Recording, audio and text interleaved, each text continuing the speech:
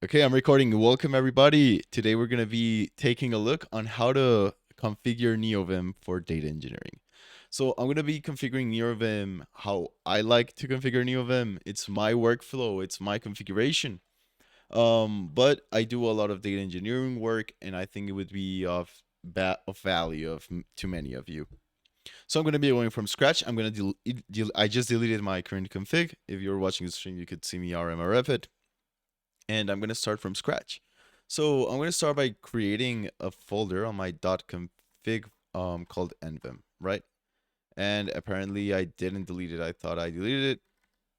There you go. Now I created it. Let me go into my .config and my neovim folder. So this is where we're going to be doing absolutely anything. If I open up neovim right now, you're going to see this is the default neovim experience. And if I'm not wrong, I need to switch to my little corner so that I don't take up the whole screen. Awesome. Things I'm still getting used to. So we're gonna start from a neovim from scratch configuration. So neovim is mainly configured in a language called Lua, and that's where we're gonna start. And we're gonna start by creating an init.lua file. Here in the init.lua, for now I'm not gonna write anything. If I reopen neovim, as you can see, it kind of works. And we can start by Googling stuff.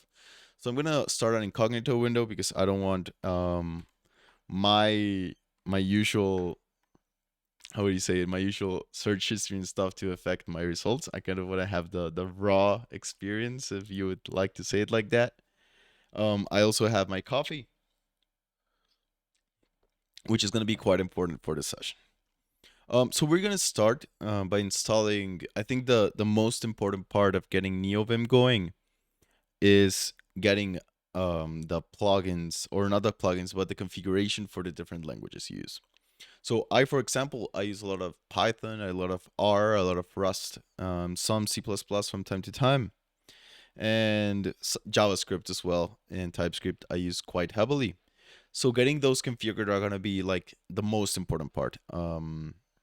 The rest of the things, I would say having a good search, then Git integration, and at the end having a good theme are the next parts. But let's just get into building configuration of our LSPs. So for the LSPs, there's this really cool repository called LSP config. If you just look up LSP config on Google, it's going to be the first thing you get, and it's a quick start configs for neovim LSPs. If you take a look, neovim LSP config, do not file MSP client issue, blah blah blah blah. Here it gives us some examples. We also need to install our, how do you call it, our the package, because this is kind of like a package for neovim. And yeah, it requires neovim 0.8 and above. I would think most distros have this. If they don't have it, you can download it from a Flatpak or a Snap. And if you're a Mac, well, you can just install it on your own. Awesome. So for installation, I was using Packer before, but now I think lazy neovim is what's cool nowadays, which is a modern package manager for neovim. So we're gonna learn. Like, I'm going to be learning as well, because I don't know how to use lazy neovim. I've used Packer before. That's what my current config is based around. But I want to try out using what? Using lazy neovim. So let's take a look on how you do this. Okay. Is there a getting started one? A getting started. Okay, we can there's a website. Installation. There are multiple ways to install lazy.neovim. The structured setup is recommended way, but you can also use a single file setup if you prefer to keep everything in your init.lua. So I think I'm gonna go for the single file setup, but I'm not sure yet. I think I need to read a little bit more.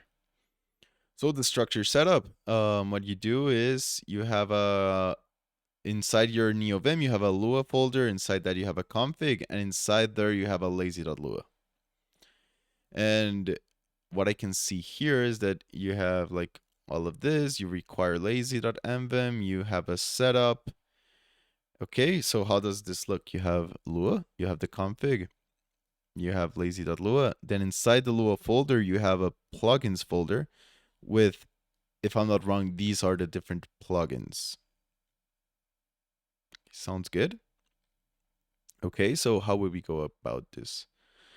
If not vim.ue or vim.loop, okay, seems like this does the git clone by itself. Okay, this looks pretty good.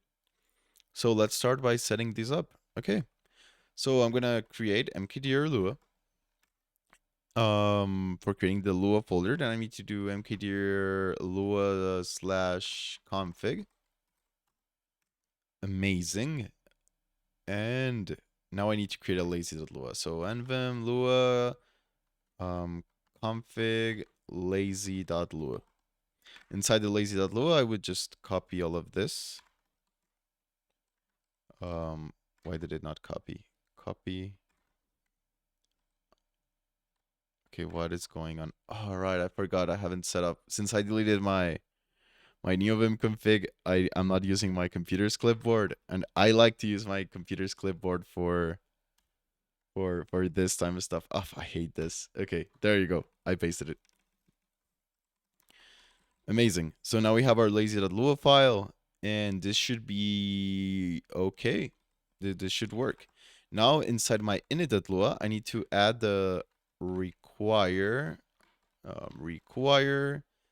think it's config.lazy was the syntax, config.lazy, right?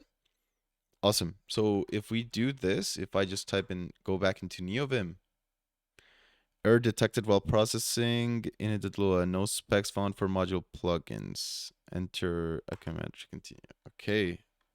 So at least we're getting some sort of error now. You can create a plugin specs, and each file should return a table with the plugins you want to install.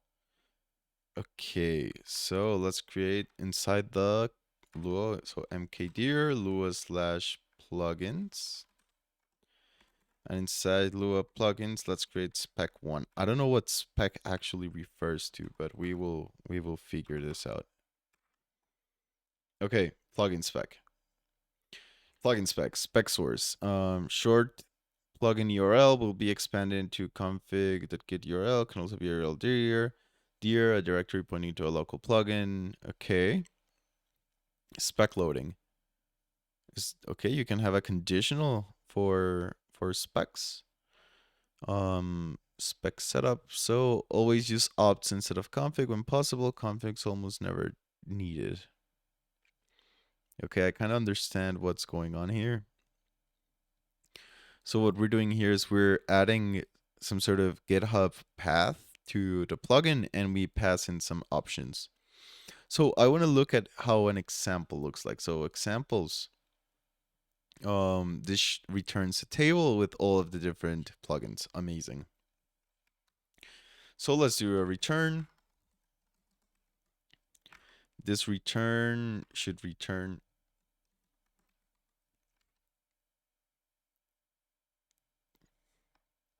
Okay. So let's start by, let's install actually, let's install Tokyo Night, for example, or neovim, how we say it, this is color themes. So I like the group box one. Yeah, I'm very into group box, so let's install group box. So it's more hets. I don't want to be like butchering this, but I still don't have. There you go. And for options, I would have nothing because make sure we load this during startup. Yeah, so lazy equals false. And yeah, I don't need a config or anything. So let's give this a priority of 1000. Priority equals 1000. Okay, so if we restart neovim, awesome. It looks like we have group box. download it, but it's not starting up.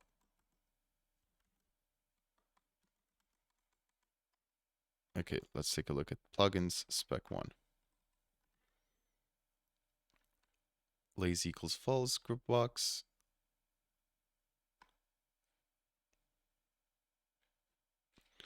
Okay, this would just load the yeah. Vim CMD color scheme. Yeah, we need to add this config one. Okay, it's fine.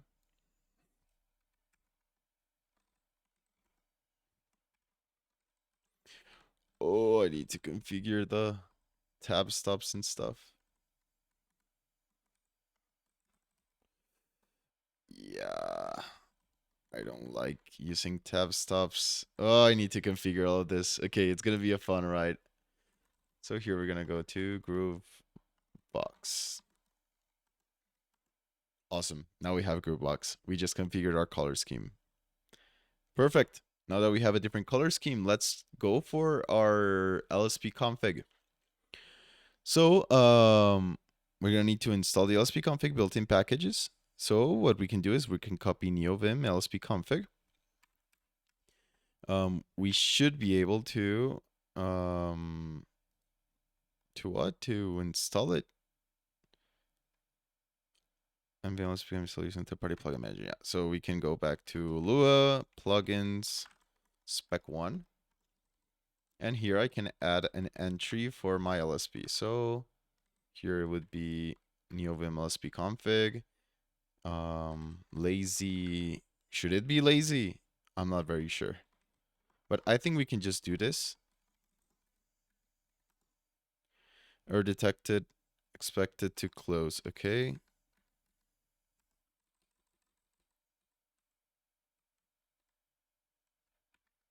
Let me take a look because I'm not sure if I'm... You will always need at least lazy equals true. So...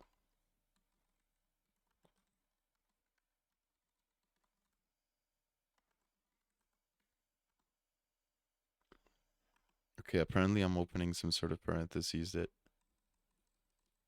Alright, I'm missing a comma. Awesome. So there it's installing a nvim LSP config. Amazing. It's installed now. Awesome. So now that we have our neovim LSP config installed, we should actually go by setting up our different servers. So I think what I can do is create like an LSP. This is how I think I used to do it. I'm not sure. So I create inside the Lua folder an LSP folder. And inside the LSP folder, I would go ahead and create like Lua LSP. And let's start with Python, right? So python.lua. And here, I'm just going to copy the setup for this. So paste it right here. This is basically what we are doing is like configuring based on LSP config pyrite, which is the LSP for Python. Well, one of the LSPs for Python. And now in my init.lua, what I could do is require lsp.python. And actually, now that I think of it, I would need 2 on my plugin spec 1. This can't be lazy because we need to load this before anything runs. So I think we should be okay. Awesome. So if I start up, yeah, Fernando, that was a missing comma. Today I feel like the YouTube delay is quite high. But yeah. So test.python. So test.py. I should be able to get some sort of completion and expression value unused. Awesome. So we don't have the completion yet. We still need to configure it. But if I do like a print hello world, this shouldn't give me any error, right? But if I try to do print x is not defined. No, Eric, don't worry about it. We're just getting started, so I just installed the package manager so that I can install like different plugins for neovim. and I'm just configuring the LSPs. Like I just got started configuring the LSPs, so I just got finished setting up my Python LSP. Now let's go. Now that you're here, we can go into the R LSP, right? So let me rm this test.py because we don't need it anymore. And now let me do Lua LSP, and let's do r.lua. So for the RLSP config, this is pretty easy to get over. We can go here into Lua, I think, LSP config, server configurations, and here, if I am not wrong, we should have our language server. Here it is, our language server. Cool. So, this should be r underscore language underscore server. So I can literally just copy, if I'm not wrong, the Lua LSP Python config. We can do require LSP config dot r language server dot setup. This, so LSP is the language server protocol. The language server protocol is meant to facilitate the communication between some sort of debugger and our editor. So what we're doing is that we're configuring Pyrite, which is a language server for Python, and we are configuring the R language server. The LSP config is a plugin because we don't want to manually configure every single one. We could, like, without an issue, we could manually set up like the different things, but we don't really want to. So here we should be have finished configuring the R. So we should do test.r. And if I do x, for example, equals 10, right? This should work. And if I do y, I'm not getting an error. I mean, if I do like a blatant syntax error.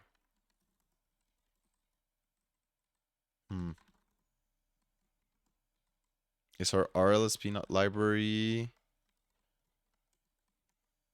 ADS is whatever. This should, okay, so we're doing something wrong. We're not getting the things we want, because here it does R, no echo, E. Let me check if I even have the, okay, let's see, root directory or vim loop OS directory. Yeah, but the root directory in this case, I'm gonna configure this like later on. Yeah, it's weird that this is not working. So file types R and RMD. Is it because I have them in? I'm guessing the Vim R plugin can be added on top of this, or I don't use the Vim R plugin anymore. So I left that quite a while ago because, like, I just don't need it. No manual entry for. This is weird that it's not working. So yeah, the Vim R plugin I don't use anymore. Yeah, so for example, that setup settings, this is for Rust. Let me check how I had it before. So let me go into Andy Kinturum / devenv. I think it's the repo where I have all my dot files. GitHub.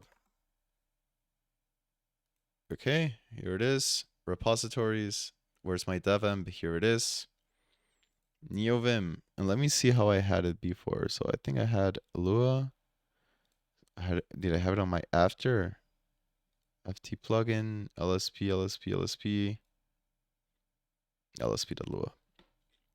So for the R language server, yeah, I pretty much had it the exact same way. I just had it with a require, which is different. But this, like, with the way I'm doing it around, it shouldn't affect. So let me just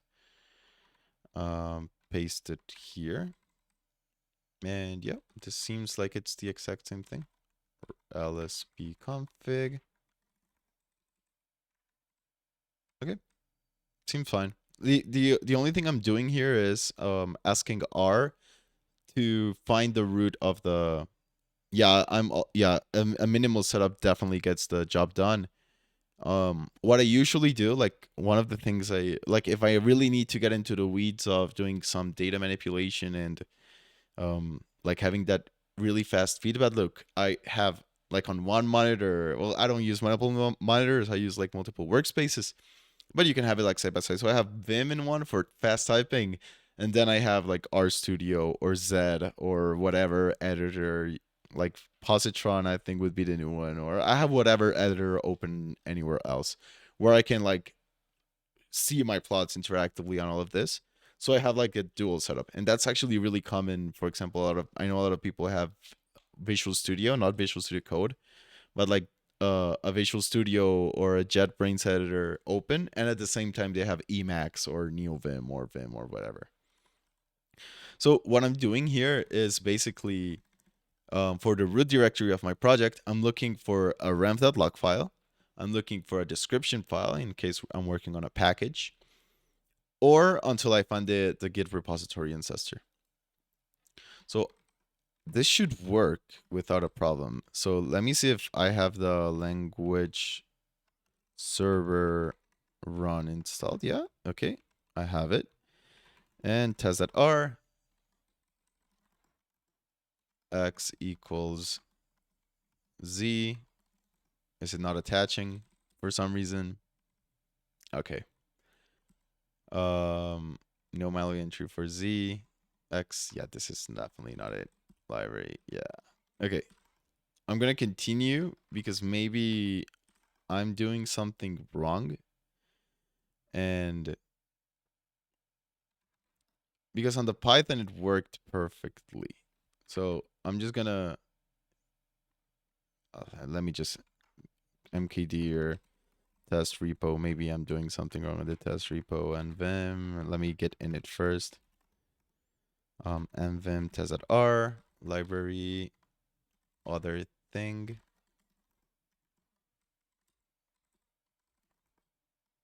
Okay, why am I not r pack language server?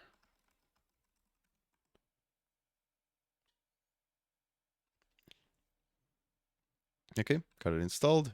And let me just go back into my test.r file and let me do lsp info. Okay, the language server copilot. Now I don't want copilot. The language server triggers register capability.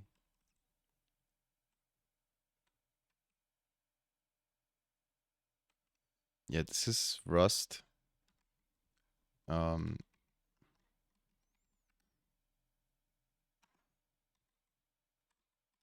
LSP start.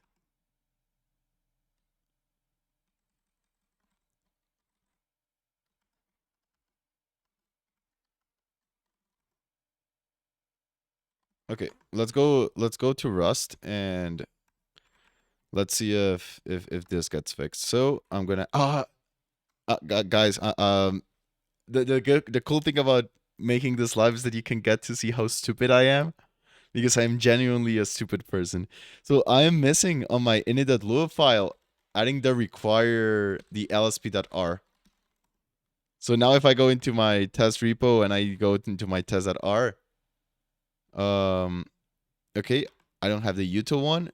So that's definitely going to be a problem because I don't. Where do I get the util one from? So util.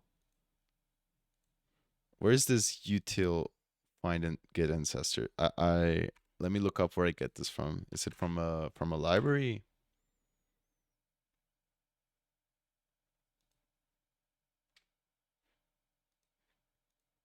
Where do I get this util from? Util dot get find a function that locates the first parent, each corresponding to a different. Okay, but where is this util one? Where can I find it? LSP. Okay, so it's from LSP config, right? So LSP config. Okay. My stretch goal is to get the neovim and R working on Linux HPC cluster, my day job. but it was a mess. Yeah, things are sometimes kind of a mess. But that's why we're here. That's because it's actually fun to sometimes work with this stuff. So here I will need because util comes from lsp config, right? So how is it that I do it on mine? I do util require this is what I need.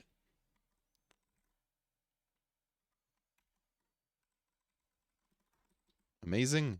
And now we should have a working RLSP. Come on. LSP start. Let's do some weird R syntax stuff.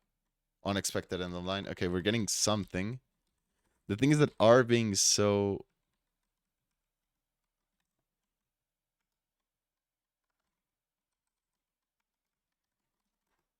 Okay, there you go.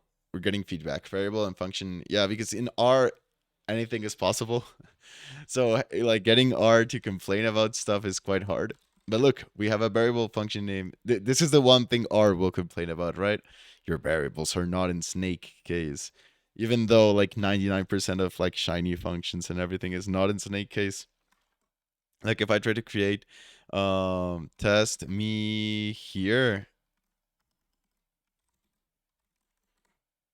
it is gonna complain because you cannot have yeah, I'm so dumb. I'm so sorry.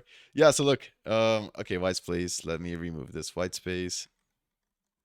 Oh, your variable name should be snake case, right? But again, anyone that's used Shiny knows this is the rule that no one ever follows. We're starting to follow it slowly, but yep. So let me remove this test repo. So now let me go ahead and configure my LSP for Rust. And for Rust, I think I don't have any additional configuration from what I already used. The only thing that might be different is that I have like the command. This is like I run it unstable, and I have how do you call it? I have the configurations, like some small configurations. So let me just paste this here, just to keep like the same way I was doing it. So something like this setup. And what I'm going to do different here is I'm just going to do like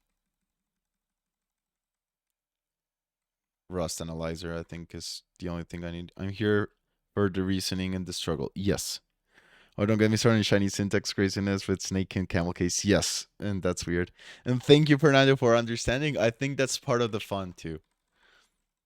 Like if you don't struggle, it's not very fun. So what I'm doing here, what I'm configuring for my Rust, is that I want to format unsafe because I really do not like having, like if it were for me, I would have the same thing in R, but it hasn't been developed yet. I might do it. Like that might be a stream sometime. Um, yeah, exactly. That's why we're here. If not, I would have prepared a video of like a 10-minute video of here is how to configure it from scratch. Like I'm recording this because I want to publish it either way. But part of configuring this, and this is kind of part of the job. No one's perfect. Everything takes time and effort. But yeah, I just configured to have format and save, and I want Clippy to do my checks. So now if I do a cargo init tester, and I do nvim and I open source main, why did I source main? And I do something blatantly weird like let x equals 10, and then I try to do x equals 11.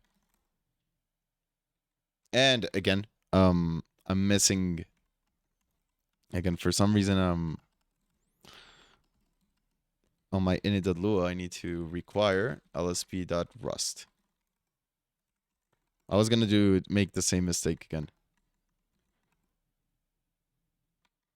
There you go. Consider making a binding mutable. We're getting feedback from our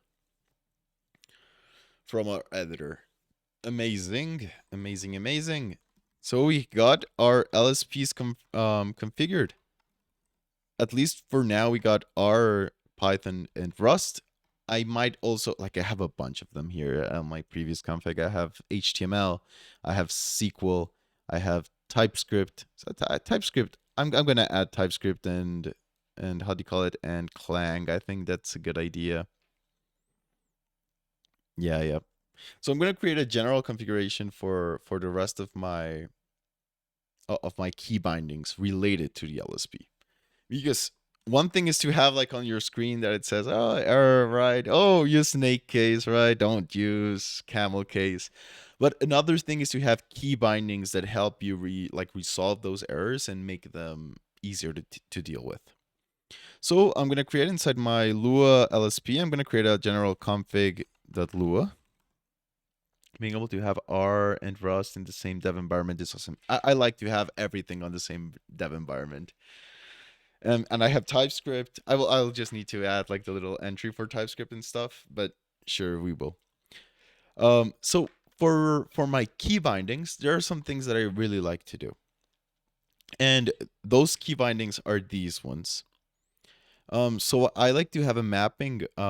This is to scroll the docs, and these ones are to have like some sort of completion stuff. So I really want, where are the ones that are like go to definition and stuff? Do I not have it here in my LSP folder? Now let's do it from scratch. So I want to configure my go to definition key binding neovim. So here, go to definition work. Let's see what people are saying on and let's add this LSP. How to get jump to, how can I go to definition program using Lua? So here it says Lua jump to definition foobar. I kind of just LSP. Okay, here it is. Go to definitions, right? Content in the current file for things syntax highlighting, simple go to definition, scope analysis. So I'm guessing we have like this vim.lsp.stop client. So if I go back to like the R one, so let me create a test.r file and let's do library, let's do x equals 10. And let's see here we have a print x, right? And if I do Lua, but you must never follow their indication of but variables, function naming because of your good code, make AI learning a provider. uh yeah, I don't know about that. I generally don't use Copilot and stuff anymore. But I mean, like, I don't know. So if I do vim.lsp, I have a bunch of functions, and one of them should be go to definition, right? How's the get clients that lsp.buff dot completion references rename? So rename is one that I really want to implement. So let's do like rename, right? So if I do the rename one, so how is like the rename one? So rename, let's start with rename. I haven't used rename.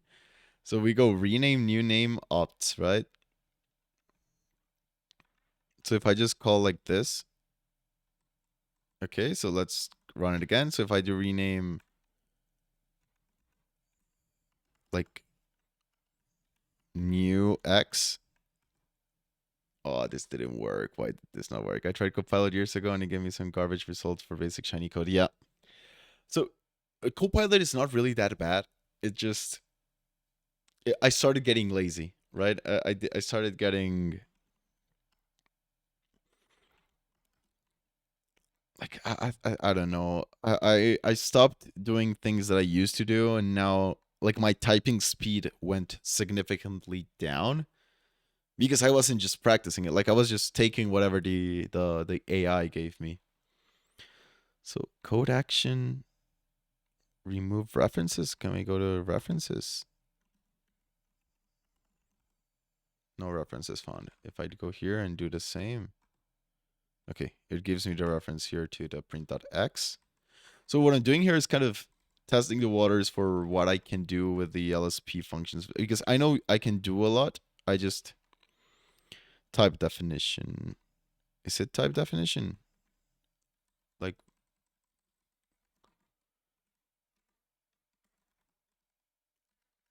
which one is it? Type definition. No, where's the yes declaration? Oh, here's definition. I'm blind.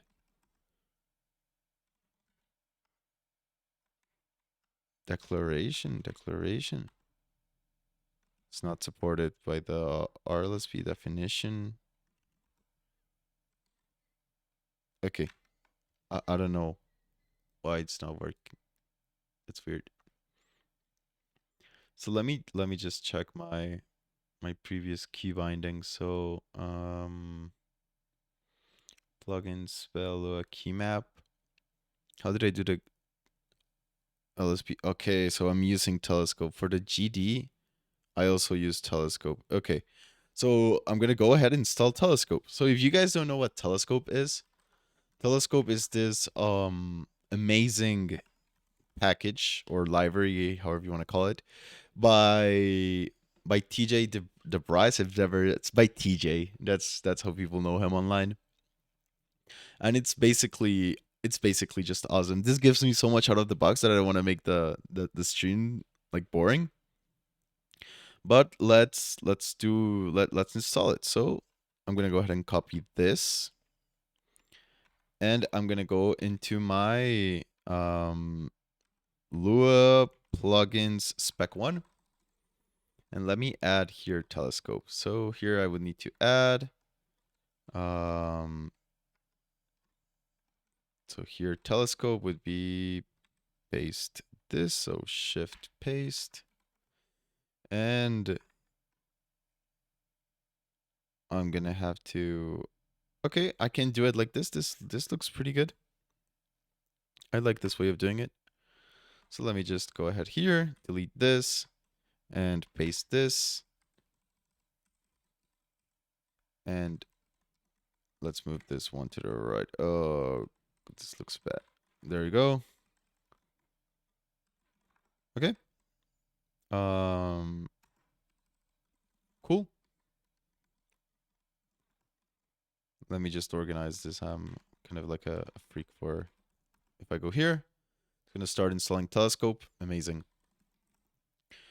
Cool. So now I can go back into my, I kind of don't want to lazily load telescope, or maybe I should. I'm not sure if I should like lazy. Probably lazy is perfectly fine. So here for telescope, I have to do telescope equals require telescope, right? So let me go into Lua, lsp config.lua. Let me go here and do, yeah, and vim Lua lsp config. Let me do telescope. So local telescope equals require telescope. Cool. So with telescope, we should be able to do key bindings like this. So I'm gonna start with go to definition because that's the one that I use like the most. So it would be vim.keymap.set, and I usually have it with n, and if I'm not looking at this wrong, I use GD. So let me do GD, and this will map to telescope.definitions LSP definition. LSP definitions. And for my key map options, what key map options do I have? I don't know where I define key map options. This is weird. Okay, I think there's not gonna be a problem with it. Let's see if this works. There seems to be no error, so if I go back into my test.r, awesome. You saw that, right? So, yeah, let me put a link to Telescope in the chat. Absolutely. Thank you, Eric, for reminding me. I need to get better at streaming and like interacting with chat and stuff. There it is. So, Eric, I think this is something that I really like to do. So, for example, if I have y equals 11, and here I have like x plus y, and I went, okay, where's y defined? Let's say there's a bunch of lines of code between these two. I have like, where is y defined? So I just press G and D, and it takes me to where y is defined. So that's a go to definition. That's a go to definition thingy. Of course, if I do like print, like if there's multiple definitions of y, I think the LSP should be able to tell me which one's the latest one. So if I do 12 and I do like here GD, it takes me to 12 one. If I start like a function, so let me just delete all of this because yeah, I know trailing white space is superfluous. Let me delete all of that. So I have like a function, and inside that function, I redefine y as, I don't know, here, and then I print y. It looks for that one amazing, yeah. So if I do here print y, so if I go to the definition on this one below, so I'm gonna put my cursor on y, and now I do GD, it takes me to the one on the scope that it uses. But if I do it inside the scope of the function, it still takes me to the other one. That sucks. I thought it would be function.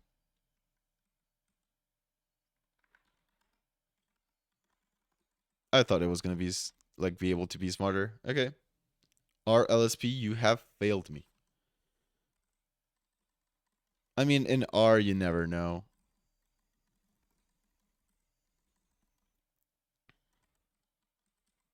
If we use the new, like the new syntax, will we be able to do it here? Does it know that this is like a different scope, GD? No. Okay. But for that, we can configure some other things. So let me go back to my, let me do an neovim init.lua. Let me just bring up my lsp.config. Because it might be that one. Shame on you, LSP. So I might be actually, because I'm not using Telescope yet for the, like I haven't enabled it. Let me see if we get an error. Stringer function, expected stringer function got nil. Where did I get nil? On the line 3. So let me go back to neovim lua lsp config.lua. So let me vim keymap vim dot keymap dot set. So keymap. I don't want keymap dot set. So here we have this whatever function, this, and yes, that's exactly what I'm doing. This, and yeah. What am I doing wrong then? Telescope.lsp definitions.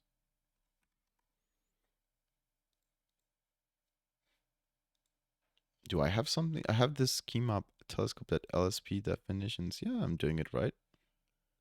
Definitions, yeah.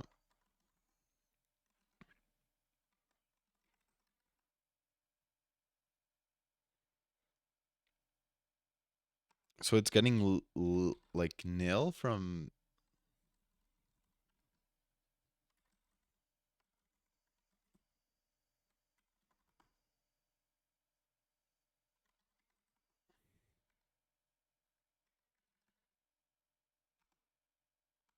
Yeah, I'm still getting that error.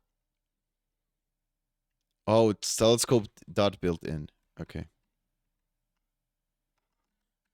That was my mistake. Telescope dot built in. Okay. And now I need from here, I just need to use like the telescope.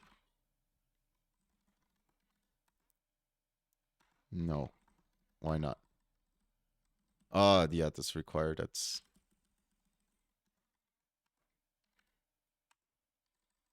so now if I do like GD here, then that LSP like it is deprecated run. What do you mean vim that get active clients is deprecated? Check health vim.de.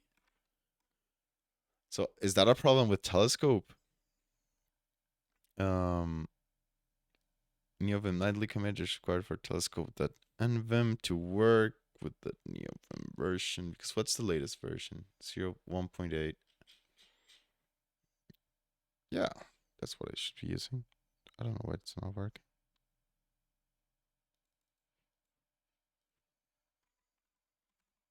Lua require telescope.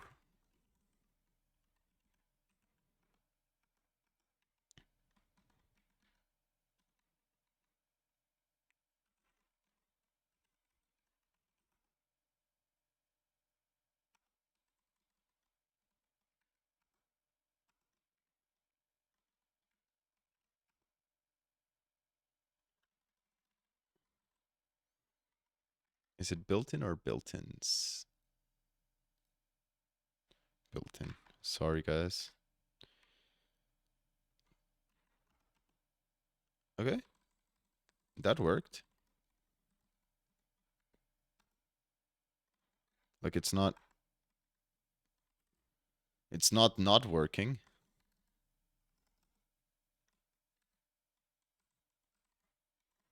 Like it's not breaking.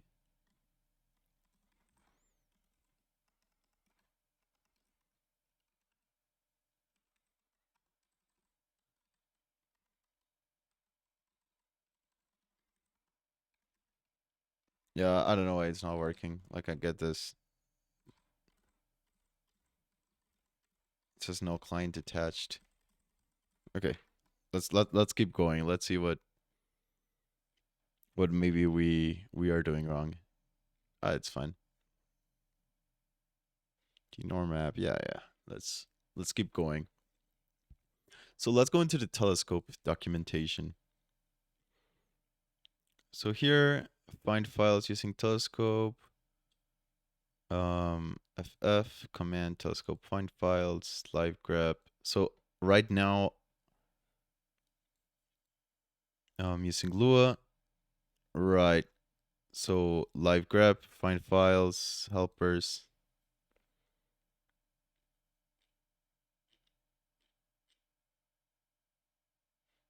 Much we have the built-in pickers that are a number of actions you can pick from your map buffer mappings. Quick fix. Jump list, auto commands, LSP references, LSP document symbols, LSP implementations, LSP. Go to the definition of the word under the cursor.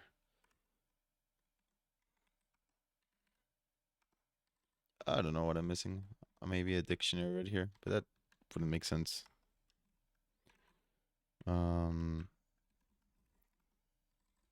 I just want my go to definition to work. It says LSP get active clients.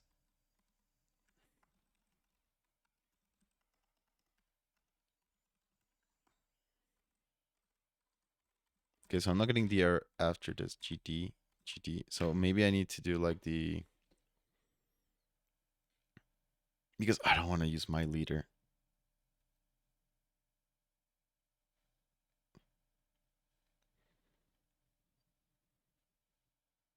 Previous item, default mappings, Control S. That's right.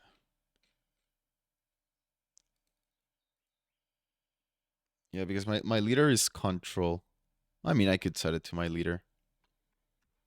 Let's see. So I can do like, is control D map to anything. Goes to the end of the file. Yeah, so I just configured because GD takes me, but did I not write GD underscored? And I'm thinking maybe I need to like ignore maps and stuff using the, because on my previous configuration, I haven't touched this configuration in quite a while. I have this vnor, xnor, but I don't know where I have this key map options from. I think it's fine. I use the G on uppercase D for diagnostics. Okay, this I'm just not gonna think about the go to definition one anymore. No client attached. I see that it's not I don't know what's going on. I have the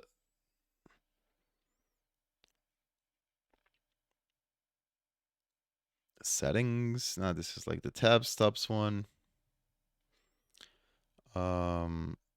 Map GD and neovim. Let's see if pattern GD, because I want to override it. I don't want to use the GD. Go to local declaration. Yeah. So how do I override mappings neovim? Because I need to override it. Override using nor map. Right. So how do I use nor neovim? Nor map.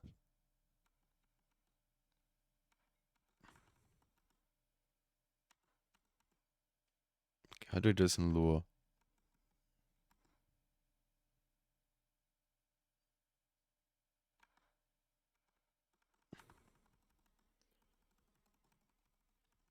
Come on, neovim.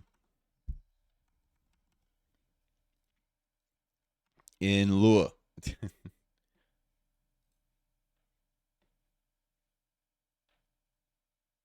Nvim set key map, nor map equals true.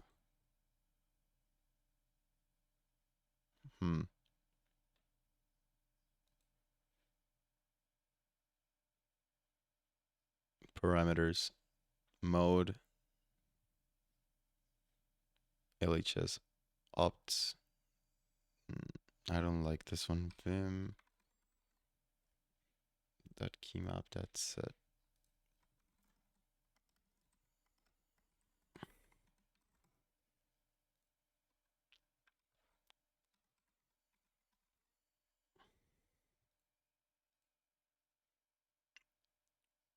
A table of map arguments. So I know what a map is. Alt keys, an operator.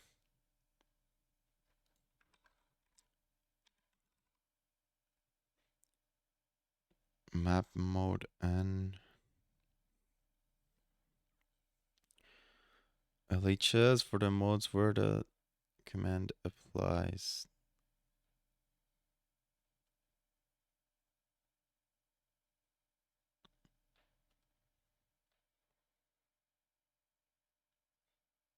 So what's the left hand side one? Okay, let's see. Definition commands, key mapping. Key mapping is used to change the meaning of typed keys. Most common use is to define a sequence of commands. So F2 equals blah, blah, blah, blah, blah. But I want to do it in Lua. I don't want to do it in...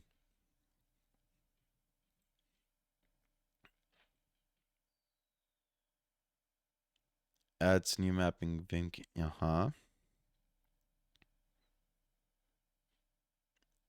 Okay, so this guy does it with nor map true. Okay, let's just add nor map.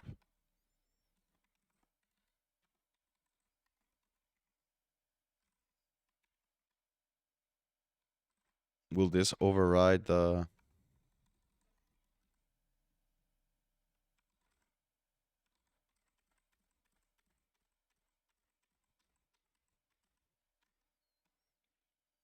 It's still not working. Let me check for the key map opts that I had before.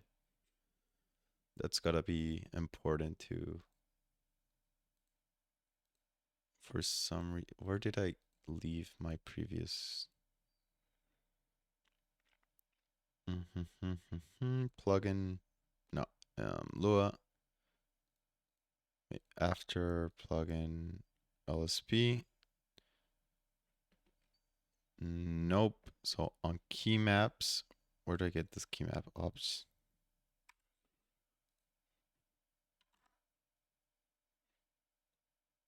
In the code.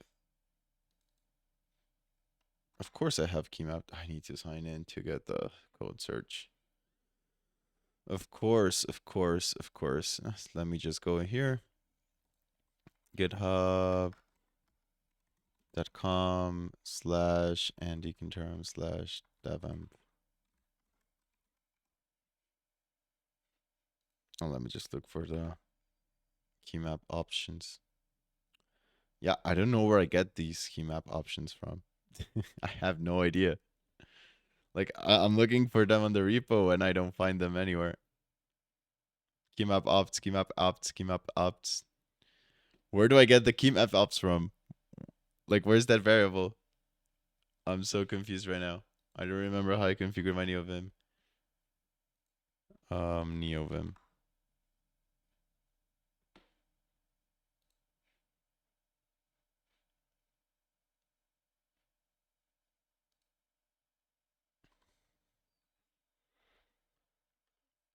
So local key mapped opts.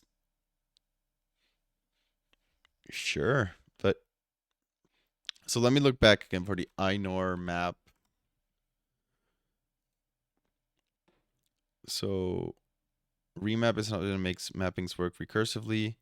Map and nor map are recursive and non-recursive versions of various mapping commands. For example, j equals jgg moves the cursor to the first line. Qj moves the cursor. J will be mapped to gg.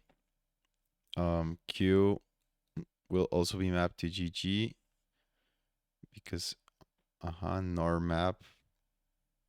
W will be mapped to j, not gg, because it's expanded from.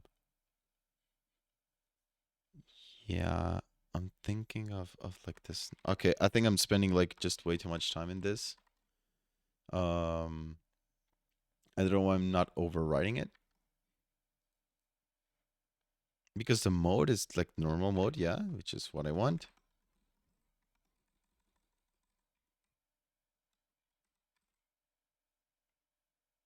LSP get active clients is deprecated. LSP.get active clients is deprecated. I think it's because I'm like on a nightly version of what? Telescope of neovim. I should probably stop doing that.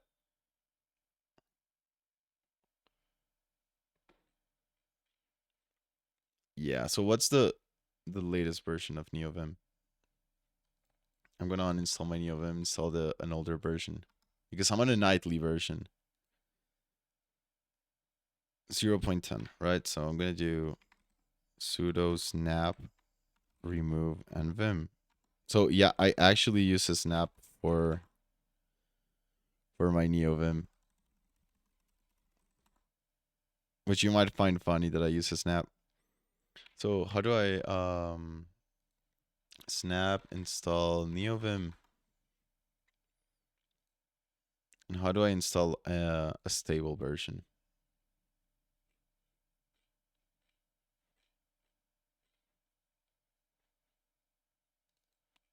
Apache 2, sure. Install neovim on Ubuntu.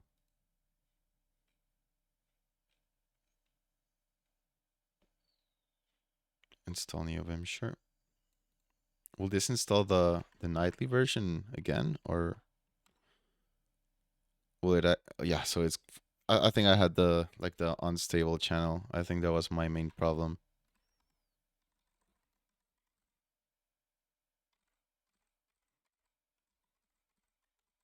Okay, apparently not. Apparently that's not my problem because I'm trying to do GD. GG works. GD G upper score D works. GD is not working.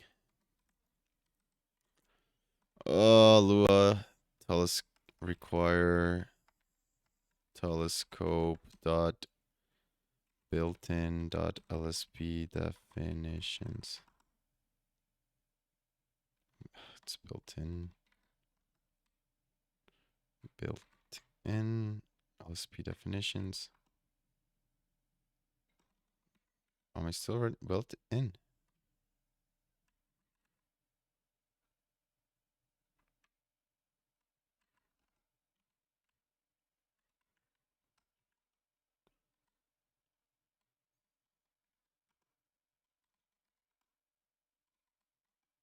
Why is it not going to the definition?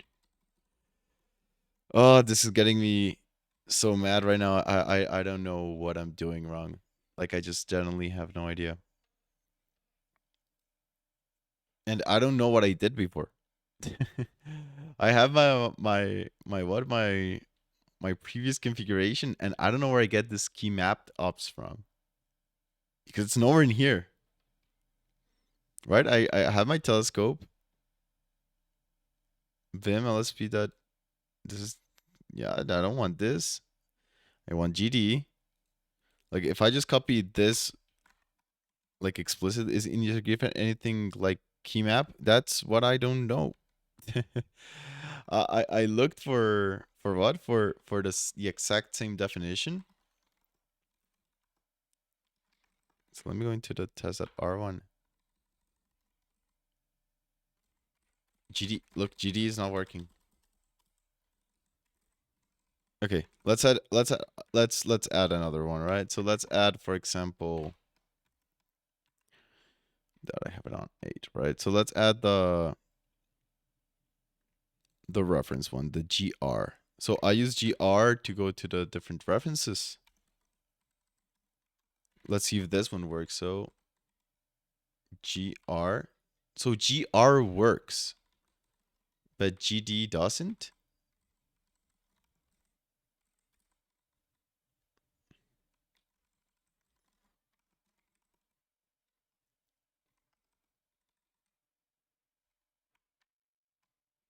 Let me see if there's anything on the telescope repo that maybe.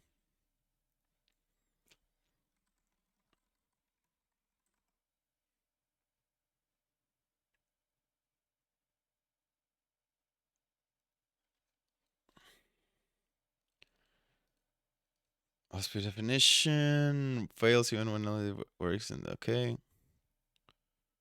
let's see. This is not for art. This is for Dino, but I've done some mixing. I believe I know what the cause is. Note that in every case, the file being loaded as virtual or slightly different on dependencies. The lsp.wav definition. Client handlers, and sure enough, lsp ls defines relevant handlers. It can also affect LSP type definitions and other Deno specific. Yeah, but we are not on Deno.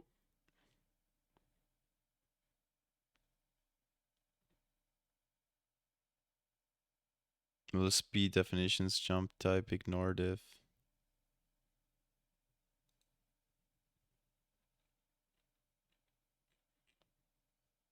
Might be a bug with the telescope, but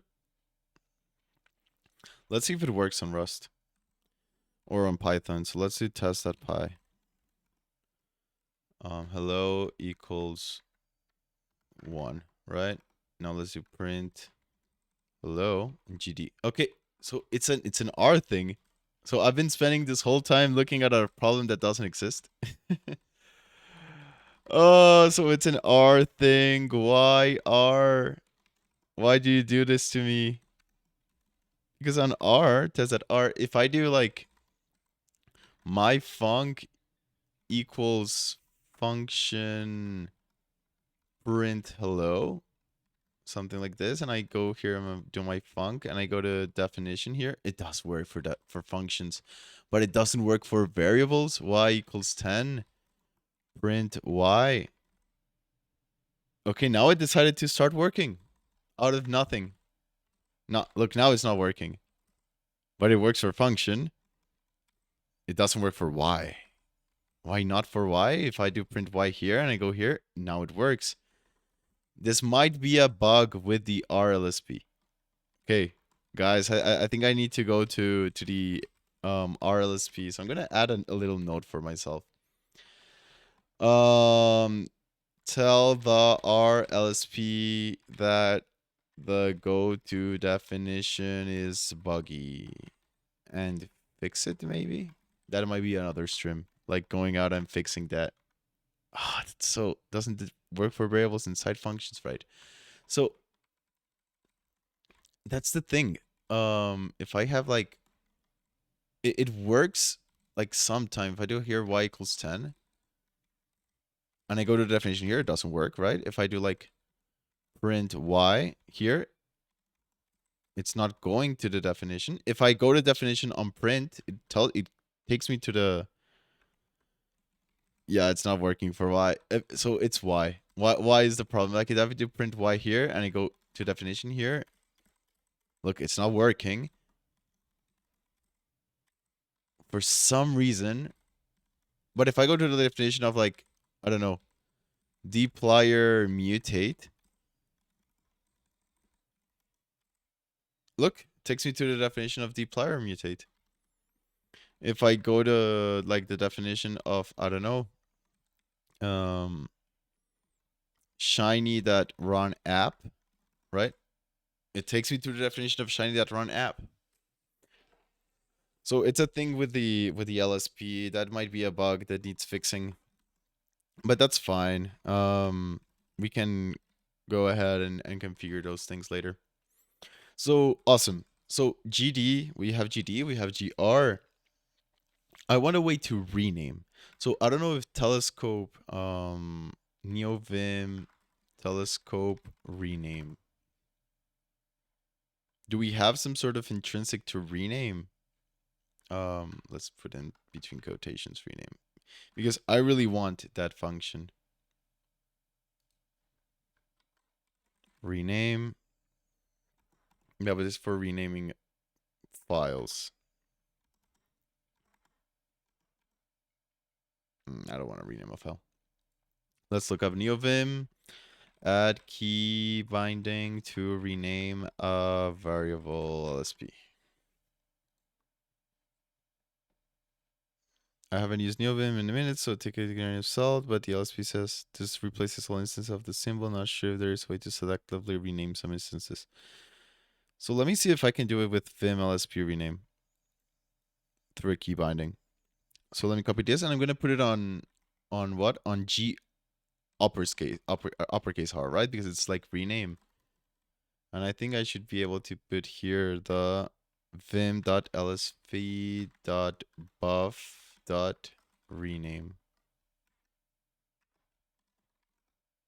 So if I go to the test.py and I do I equals 1 and then print I, but then I'd want to do like G uppercase R, new name, upper I. It replaces the name. Yes. So I don't know if anyone knows why this is of like very high value to anyone that works with data. Imagine we have like I don't know. This is Python, right? So we have a definition of, let's say, do this, right? And this takes some variable var, and then we do like print var, something like this, right? So imagine we then get like do this other, and let's say we use like this, do this, right? And here we pass in like a hello, something like this.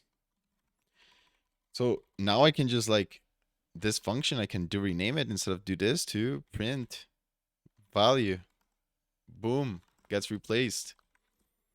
Let's see if this works in R. So let's do mvim test.r. Let's do myfunc equals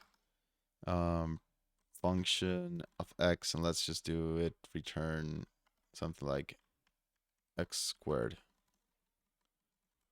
Right? And now let's do like iris, because iris, right? And let's do dplyr mutate x equals myfunc of sepal dot length. Right? So this is something you would commonly do. Let's say we want to rename this. So now instead of myfunc, it's like square. Boom! Works. It works in the RLSP as well. Please test the same, but bar name inside a function. Great. So let's do that. So let's have myfunc equals function. And inside function, let's have guys going to see my girlfriend. Nice stream. Thank you, Fernando. So let's do y equals y is my new favorite variable because it always has a problem. So let's do y equals 11. And let's do print y. So if I do gr, like for the rename. Okay, I think the problem is y. My var. Let's call it my var instead of y. I think. Okay, so my var to my other var. It only changes. Look. So if I let me do it again. So if I do like gr my bar inside the func, right? It only changes the one inside the function, so it works as we want it to. So we have gr to go to the gd to go to the definition. So I think the only problem was that y was too little. I think that was a problem with y. I think because it's only one character, it just didn't recognize as a variable. So that's a fix that I can go and do on the LSP. So I can do gd here. I can do I think gr to rename. So I can do this to rename this, right? Boom. Renamed in a single keystroke. Well, two keystrokes actually. But that's way easier than going and find and replace, right? So I think anyone that works with R on a daily basis, like, or any programming languages, knows the value of this. Perfect. Okay, what else do we need to configure in terms of? So we have R to gr to get the references. Gr. Okay, so I haven't showcased the one for references, so maybe I should do that. So let me go back into like my Pi one. So just to be like multi-language E, so that most people can have like, how is the stream looking? I haven't checked in a while. Like, is the stream looking good? So my hair is a little bit weird, but the background is still off. Awesome. Cool, cool, cool, cool. Perfect. I love this. So let me do like hello equals hello, right? And let's say we have here a print hello. Let's say we have a definition of a function that says say hi, and let's say hi takes a name. And let's say we do like I don't know. Let's do like hello plus name. And let's return this. Right? So we use hello in a bunch of places. So if we do like gr, it shows me exactly where it's used. And if I zoom out a little bit, because I think it's on the, yeah, it was so zoomed in that I didn't get this split view. I can just go and look at every single place I use that variable. So this is super duper useful. For example, in R, let's do an R1. Let's create a my data set, for example, and let's just set it up to Iris. And let's say we have a bunch of code where we do like um, Iris and we pipe it over to something, let's say with some sort of mutation, mutate, hello equals 1, and then let's say we do this again over here with hello equals 2, and then let's say we print it, reprint, I'm doing Iris instead of, let me do my data set, right? And let's see here, we use my data set, right? So I want to look throughout my script where I use this data set. So I can do gr, and boom, I get like a reference to every single part in my project or my package that I used my data set variable. So this is pretty cool. I like this a lot. I use this quite a lot, and it works perfectly. Awesome. So let's go back to our config. So I want one for diagnostics. So I think this one is, I usually use GD, uppercase D. And I think this is LSP diagnostics, if I'm not wrong. So let me go back to the telescope. Diagnostics. Yep, built-in diagnostics. So the diagnostics one, diagnostics. Basically what it does is that if I have a problem, it tells me what problems I have. So for example here, let me see how I can I break R. Can I do like 1 2 to 1000? So this is something that I'm not sure if R will complain about. I thought it would. Nope, it doesn't, because it usually tells me I use SQL length instead, but apparently that's not a problem. If I do 1 plus a string, does that complain? No. How can I get R to complain? Can I do like 1 dot dot? Okay, unexpected, right? So if I do G uppercase D, I get every single place where I have some sort of error. So if I do like something like this, where I have like a bunch of errors all over the place, I should be able to do like G uppercase. Yeah, but the error is not on this line.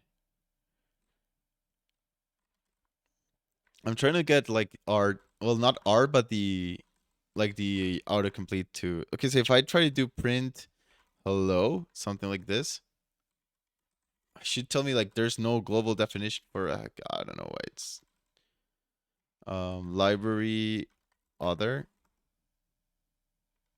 Yeah, we need to make it like complain a little bit more. But if I do something like hello, something like this equals 10, it's gonna complain that hey, your variable name should be snake case. If I do it over here and something like that, I can just do diagnostics and I go to every single place where I get some error.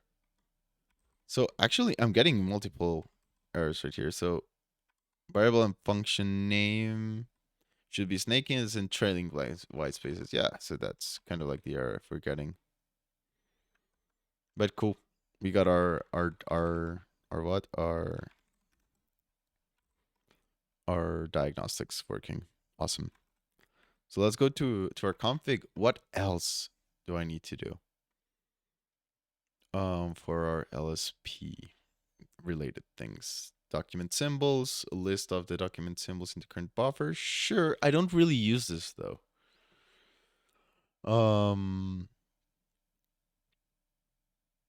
List LSP calls, outgoing calls, references, definition. Go to the type definition. Yeah, so I could use this one. I don't know if I can add like a GTD for this. Like I don't know if I can like go for such a complex key combination, but maybe I can. So if I do this and I do like, yeah, this, I think this wouldn't work on R because R has no types. But if I do like something with Rust, so nvim cd tester nvim,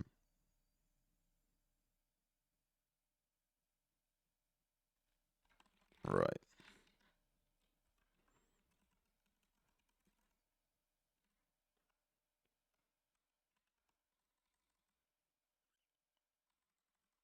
telescope.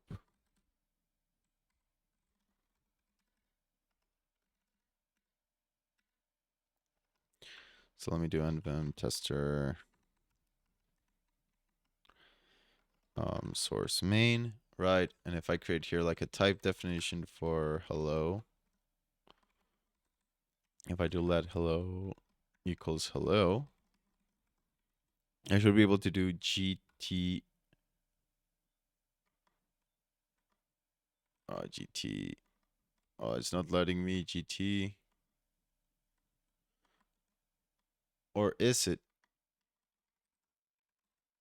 I can just like set it to GT. I think GT is fine. GT. Yeah, so GT takes me to the type definition. For example, if I do like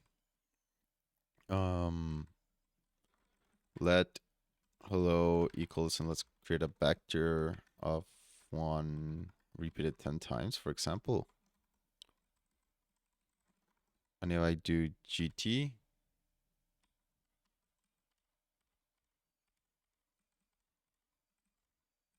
it doesn't take me to the type that GT. Oh, it does. It's just really slow. Okay, GT. Let's have it load. Let's give it a second because it needs to search for a bunch of places probably.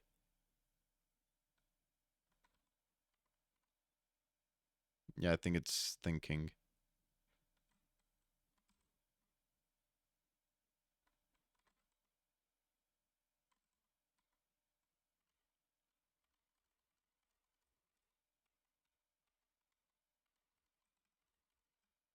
Okay, on back. Can I do it on back?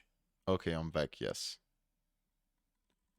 But what is this? This is the references. What am I? Okay, where's the T? Here it is. GT. Yeah, GT is not working. Okay. That's interesting.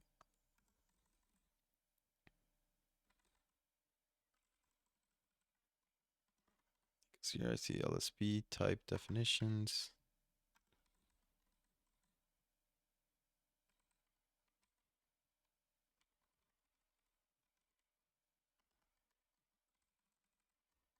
Oh, there it is. Type definitions. There you go. Takes me to the type definition. So if I do GT, there you go. Awesome. Does this work on R? If I do GT, yeah, R does not support type definition, which is what I expected. And I think we are done. I don't think I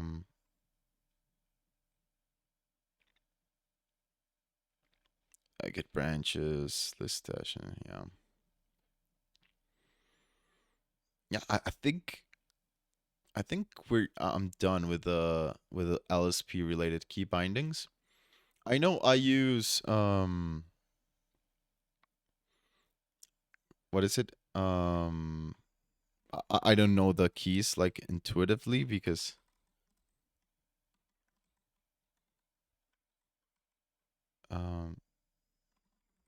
let me go to like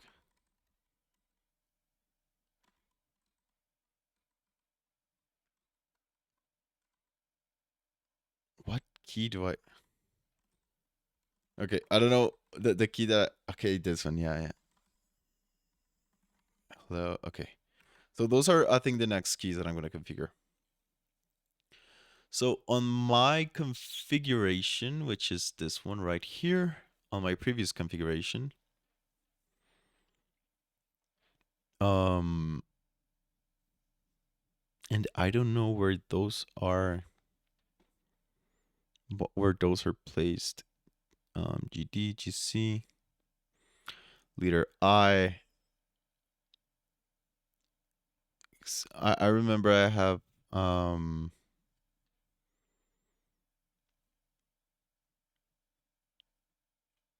K is the LSP buffer, right? So if I press here,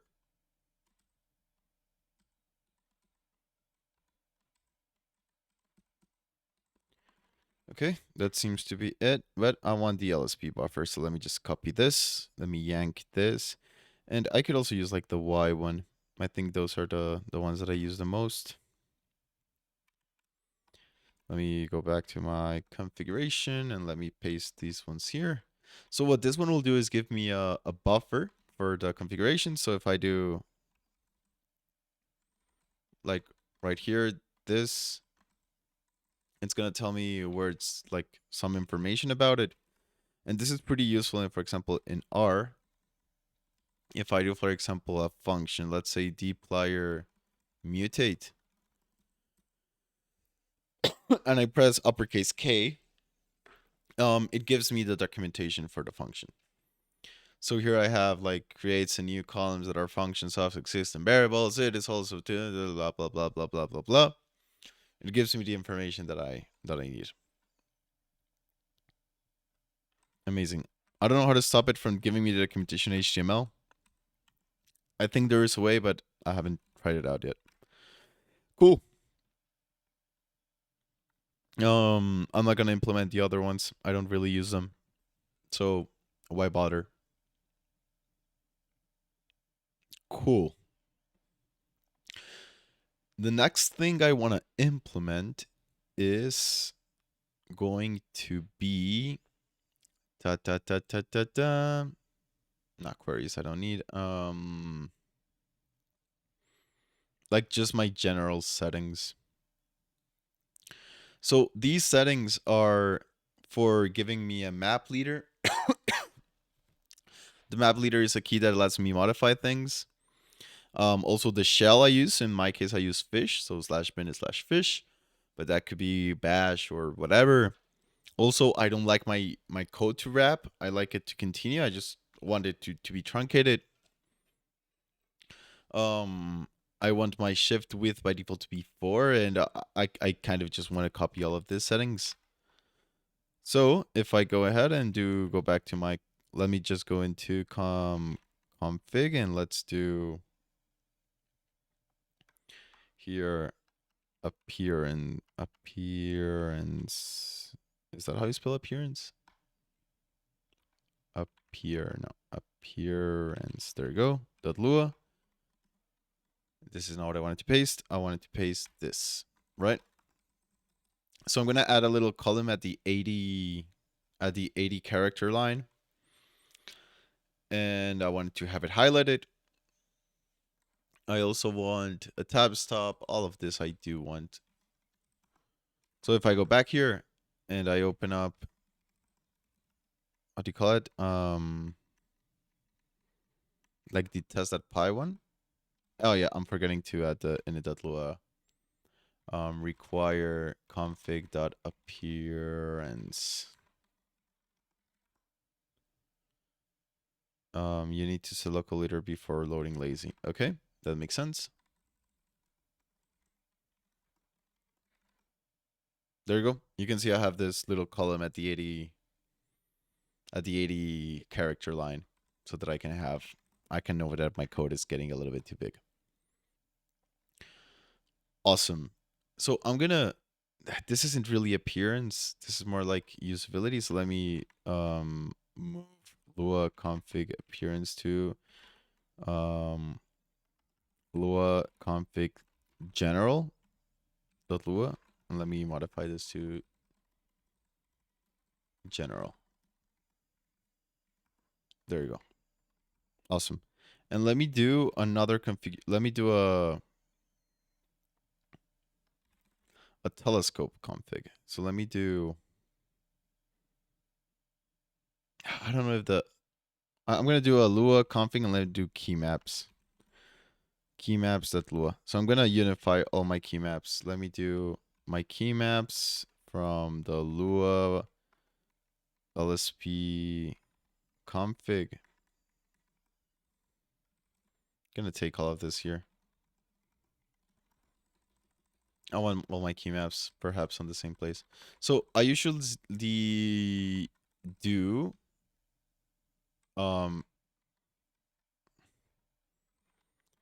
control, which I think for control it's C dash. I think that's how you map control to something, if I am not wrong. Control.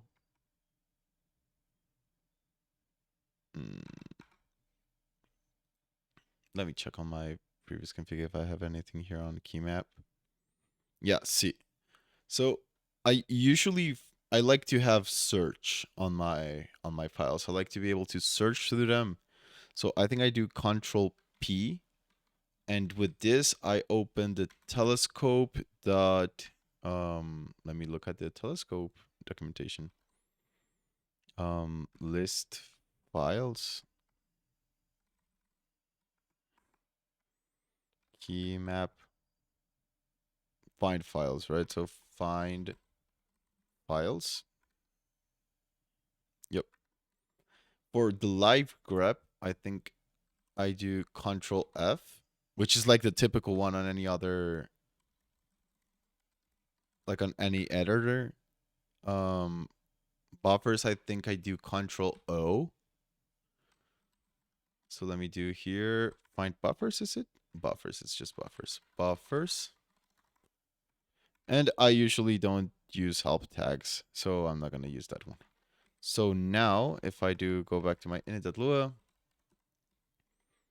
and here I do .key maps.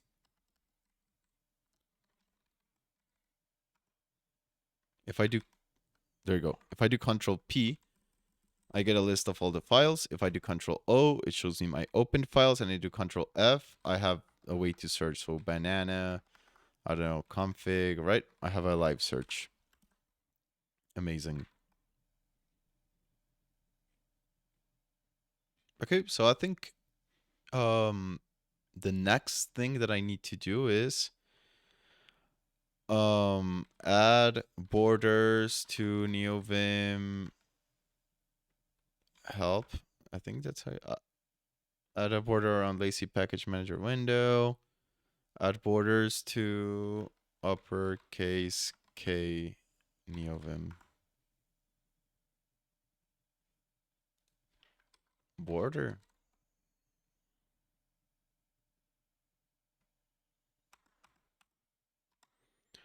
Character is the right window border where it starts when typing beyond. Okay, there's another thing I want before doing that. So let's go to relative line numbers neovim. So I like using relative line numbers. So this would go on appearance, right? So this would be lua.config.appearance, because this is a purely aesthetical change, right? So let me go into my init.lua and let me call in my appearance. Right. So what I do here is I can have like the line numbers and I have them relative. So you can see I get my line number in the middle and I get like the number of lines above and below that it goes. Amazing. Okay. Now that I have that, I can go for neovim window borders.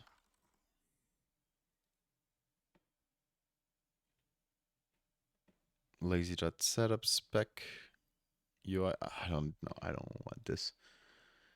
Window borders.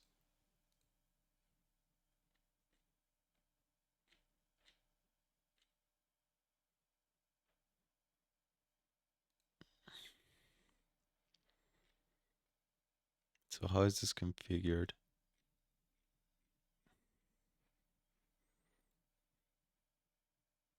Let me go on my init.lua file here.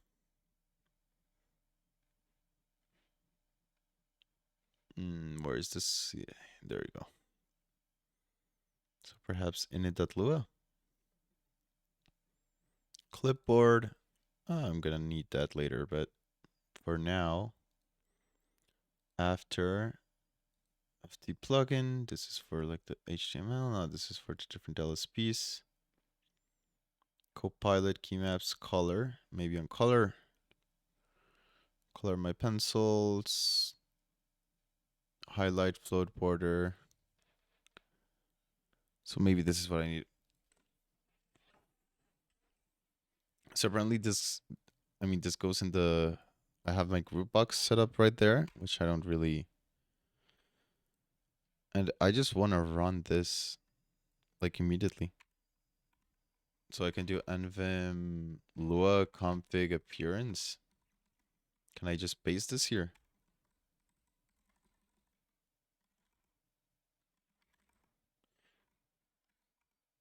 So I don't need this.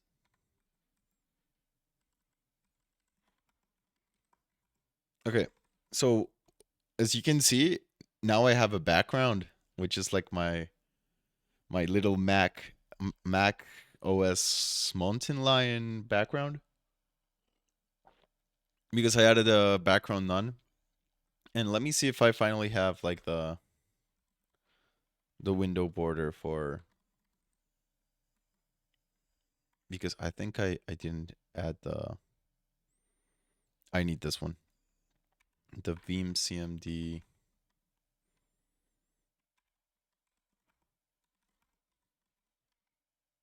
So if I do back to the R, for example, nvim test at R,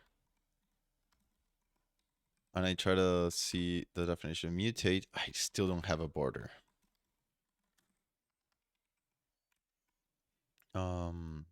Neovim. So this must be somewhere in my last Tokyo Night Telescope or box.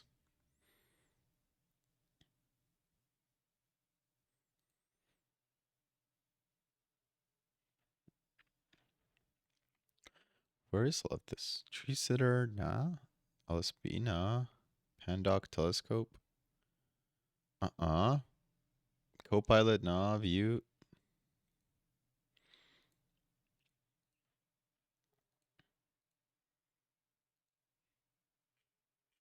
Is it maybe on my init.lua, like my general file? No, it's for my clipboard. I don't have any. Neovim.file is not plugged.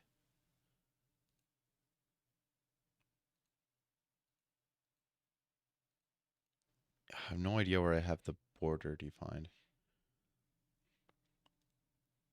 Let me just look it up again. So neovim border around documentation. Yeah. Okay. Local border. Dot dot dot dot dot dot.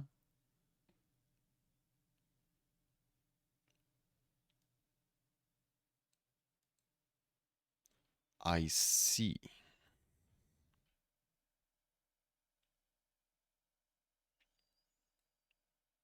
Okay, so I need to add the. Okay, this goes definitely on the LSP configuration.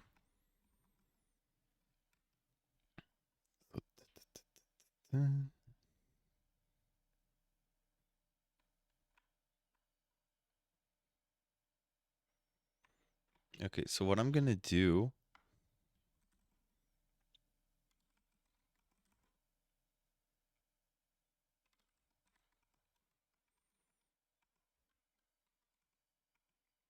If I go here into the config, because I do want like the most simple borders.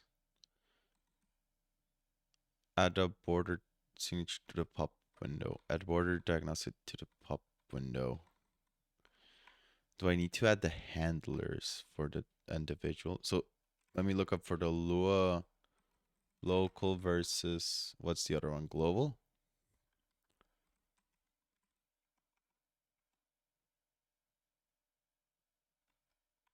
So if I have local handlers, right, I can do inside my RLSP, for example, local handlers equals require config. Is that something I can do?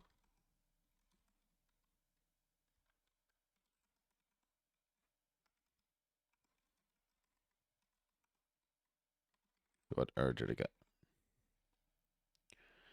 Package dot preload config. Module config not found. File dot conf dot slash config dot lua. But that's the thing. ./config.load does exist.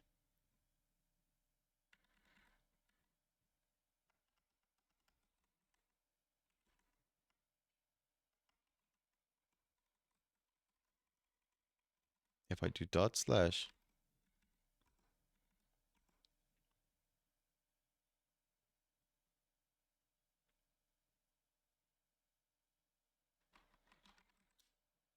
maybe I need to do like lsp.config.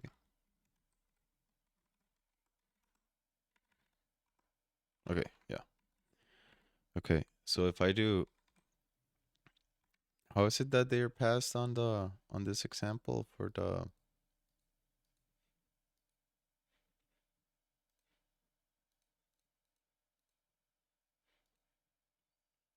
setup handlers equals handlers? So handlers equals handlers.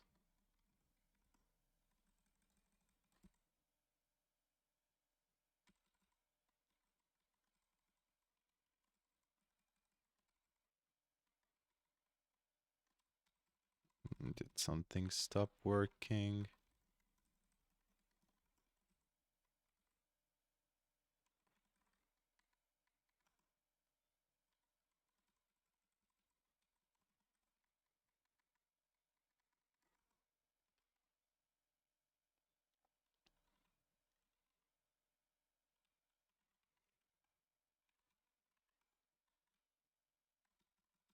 I think I broke something with the handlers one. Oh yeah, this would be dot handlers.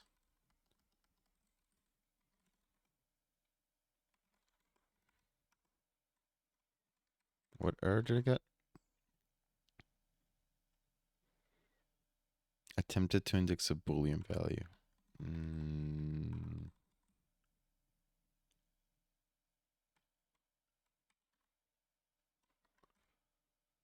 What do you mean I tried to?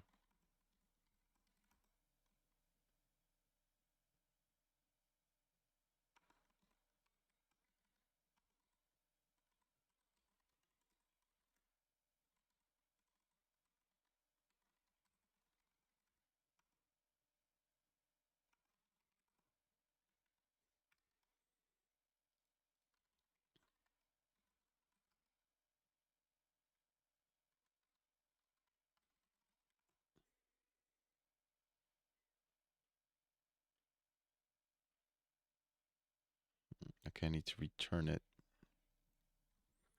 Okay.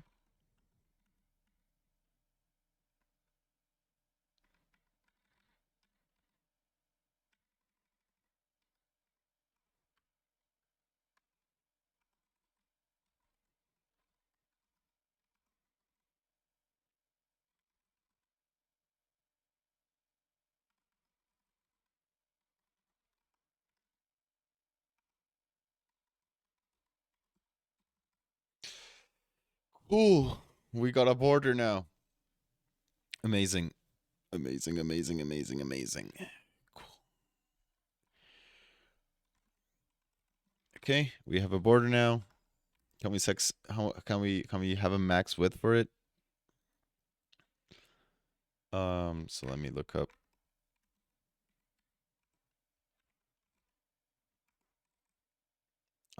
Text border equals border. So LSP handlers hover. LSP handlers hover options.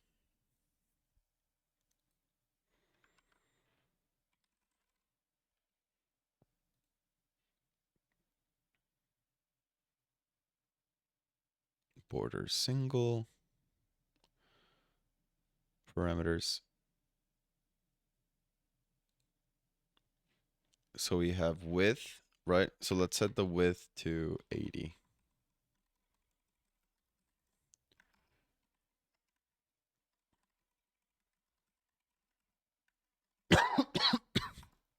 Sorry. Awesome. I think this is good. 8 is all right.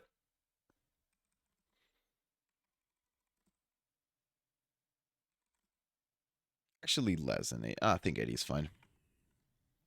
Okay, I'm happy with this. Awesome. Now let's configure tree sitter.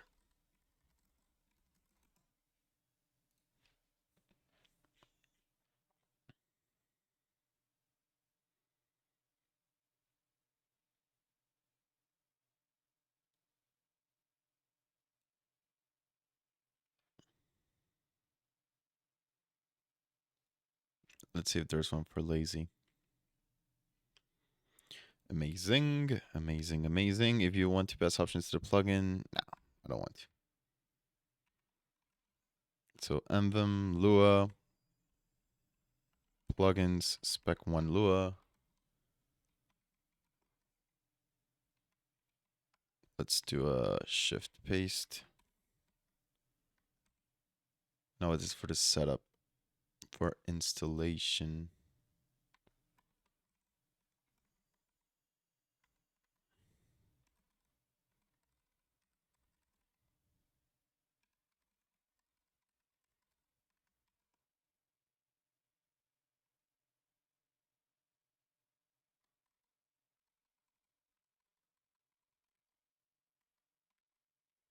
Do you want it lazy?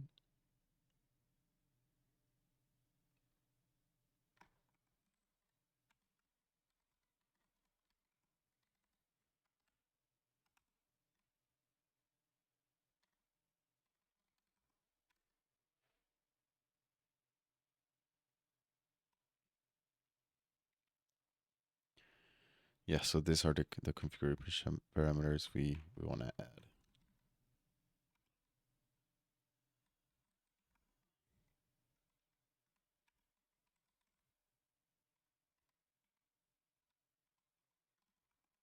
Let me replace all tab stops with 4 spaces.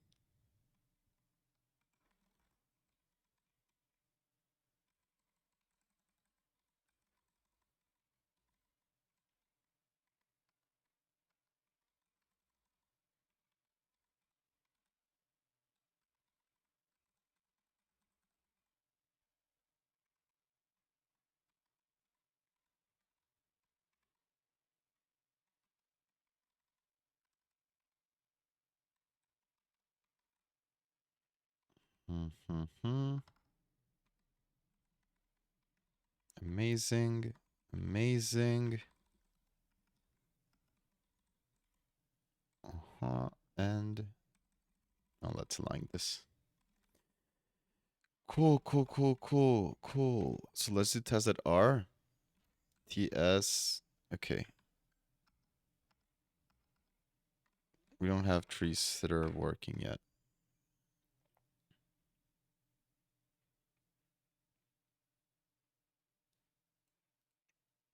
Yeah, so this is the specification directory and vim tree setter.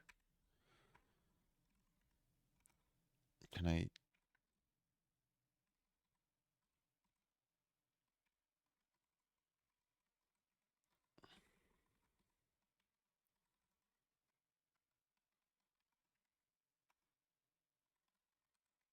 There you go. TS install R. Now we should get good syntax highlighting for R.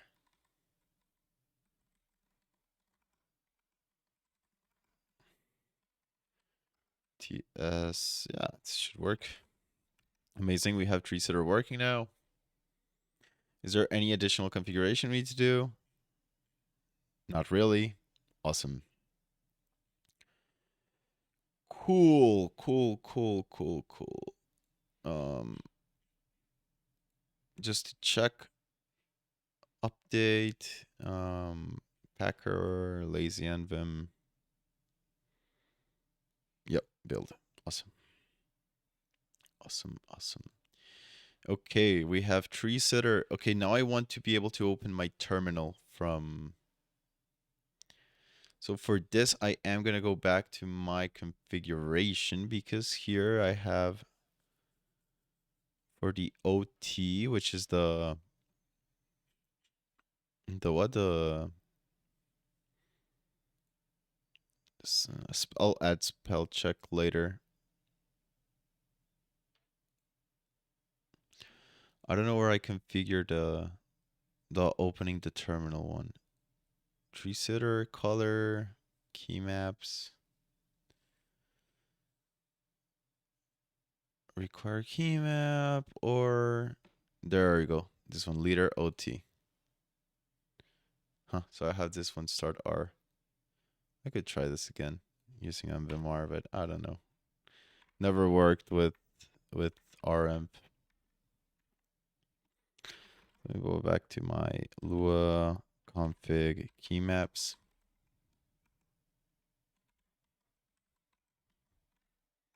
So if I'm not wrong, the function nmap I have defined right here is basically just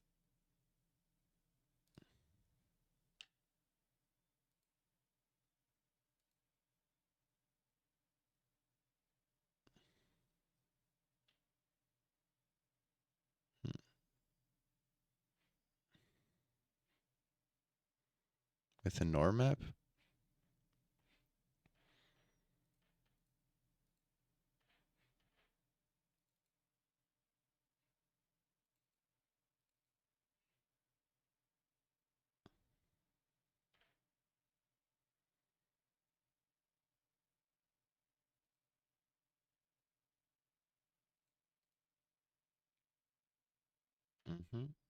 Bind and yep, norm map equals false. Yep. So what I'm gonna do is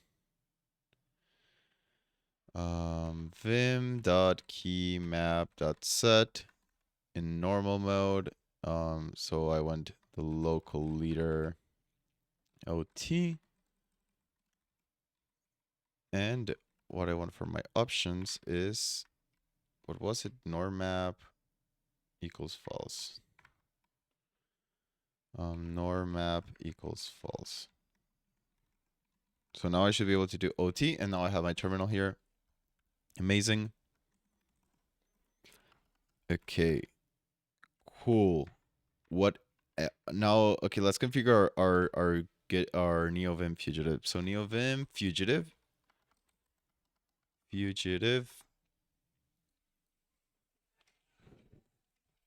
So what fugitive does is that it allows me to run Git, basically. So let me do the installation. Where's install?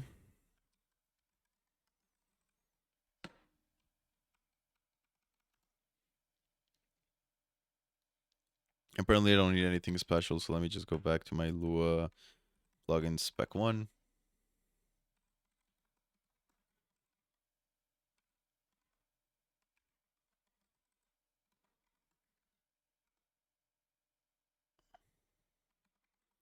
Amazing, I should be able to do Git. There you go. I can do all of my Git commands directly from here. And I kind of also want the diff screen. I don't know what I had it attached to before. So I think that goes on fugitive div get. So that's GS for the differ, right? GS. Not okay. So I'm gonna.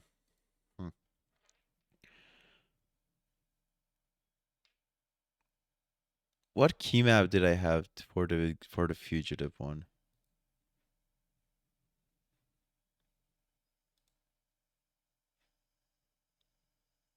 Hmm.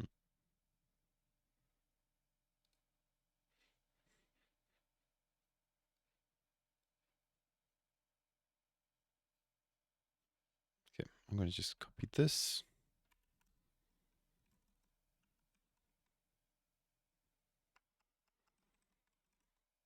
Let me do.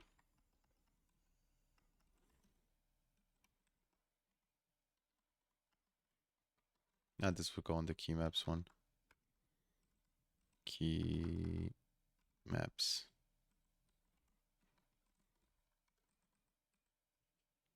Tree sitter got high praise during the positron talks at comp. I have no idea. I didn't watch many of the talks. I wasn't at PositCon first of all, so Tree sitter is awesome. I just don't know, like, for what was it for? For like the syntax highlighting in positron? Is that what it was about?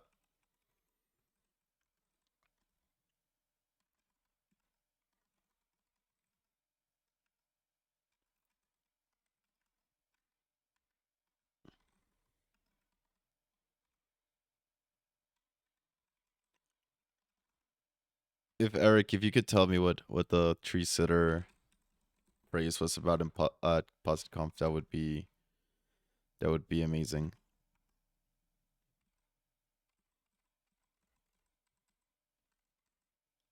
Yeah, so I need the fugitive, fugitive, fugitive. Where's fugitive? Here's fugitive.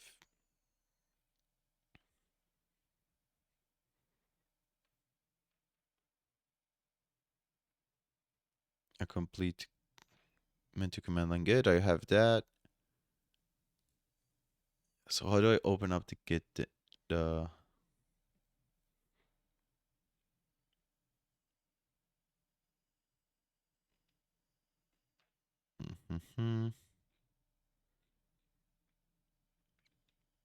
How do I get to the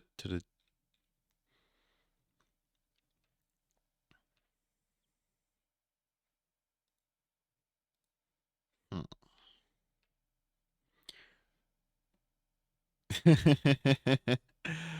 Oh, Eric. Uh, where did I leave that on my previous config? That's the thing that I have no idea where I left. Those are the kind of things that you don't, like, you just forget you did sometime, and it's somewhere in your old config. But I would guess it's in the fugitive here, or the git gutter one. No, git gutter no. It's the. Let me go on Vim fugitive.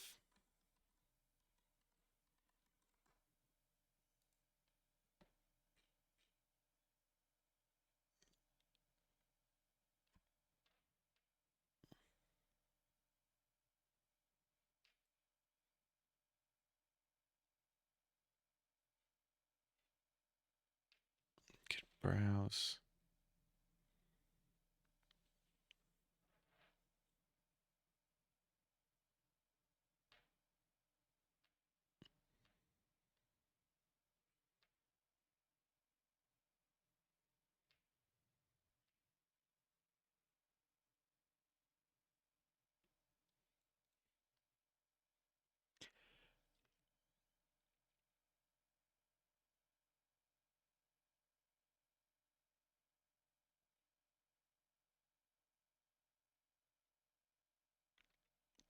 Yeah, I don't know where this is. It's fine though.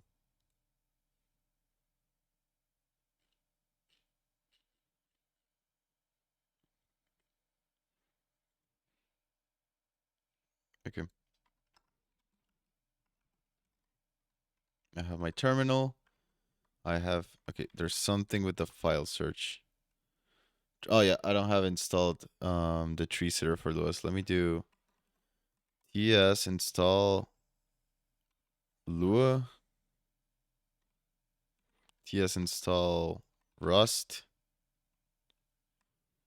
So I'm just installing like the syntax highlighting for like the for Python. Python.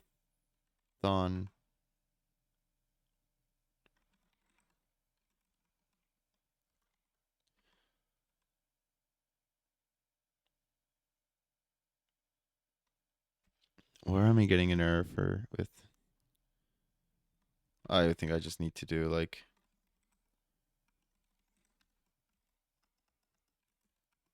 ts install sync r.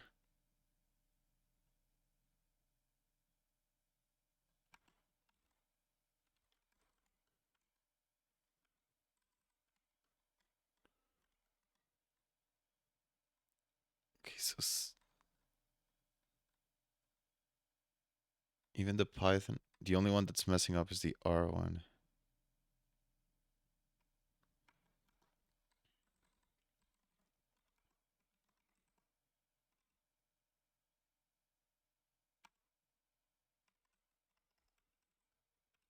I watched the replay today. I believe they were excited for using Juicero will help with code completion.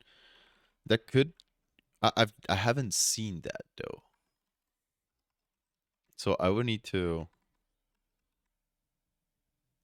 check that out because I haven't seen tree sitter for code completion. That's sounds interesting.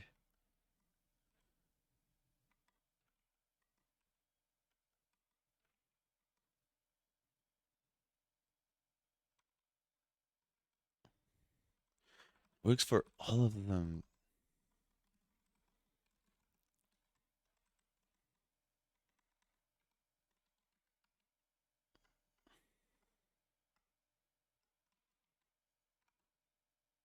All parsers are up to date.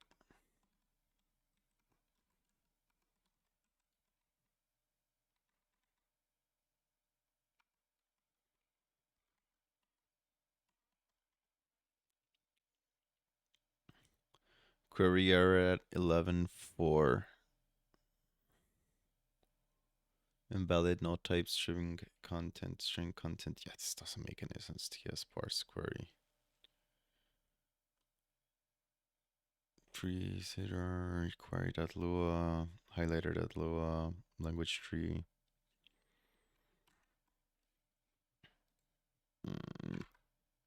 Tree sitter reinstall all.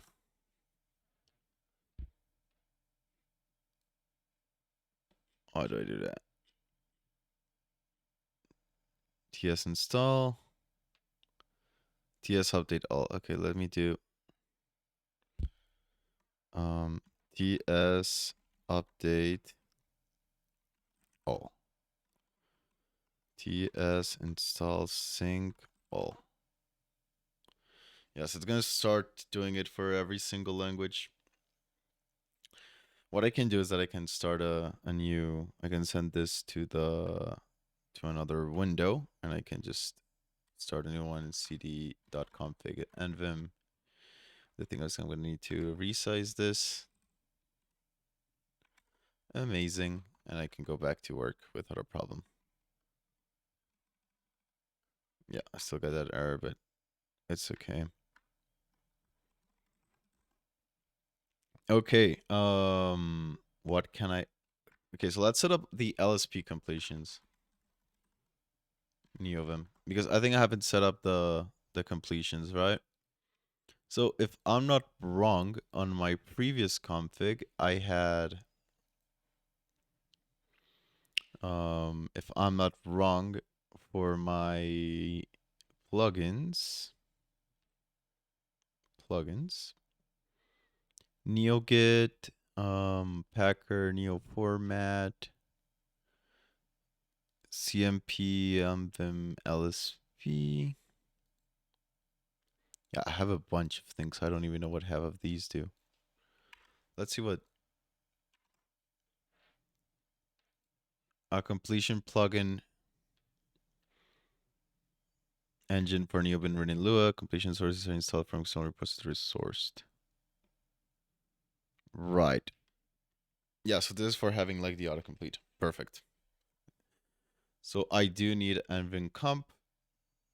This hasn't been updated in a while. 8 months ago, 5 months ago. Okay, 5 months ago is fine. Setup. So this is only for the sources, right? nvim comp buffer, LSP extension, symbols outline, Lua snip. Yeah, I think I only need the nvim CMP one perhaps, and maybe the CMP buffer are the ones that I'm gonna want to add.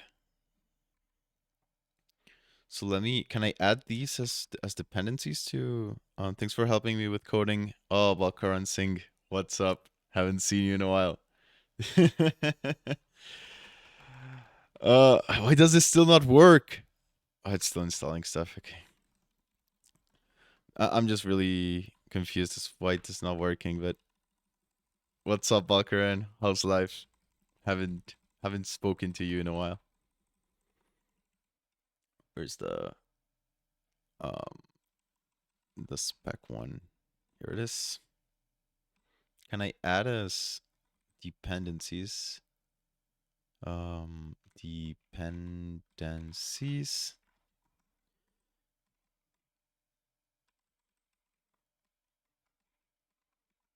I also want the buffer one.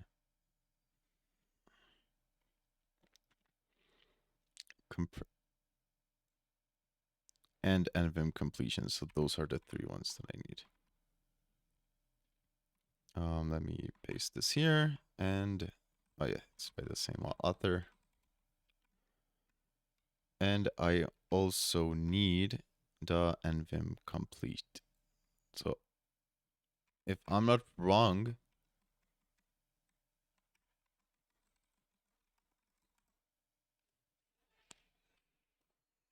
amazing. Man, you're about to graduate college. That's good. That's good to hear. It's been a while. Should speak sometime. So if I do lie, okay, maybe I still need to configure something.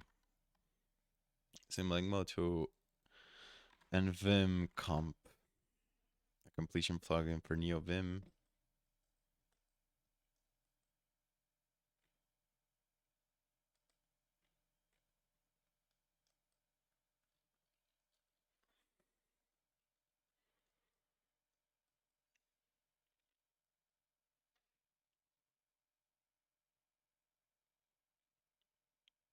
I don't understand is why this.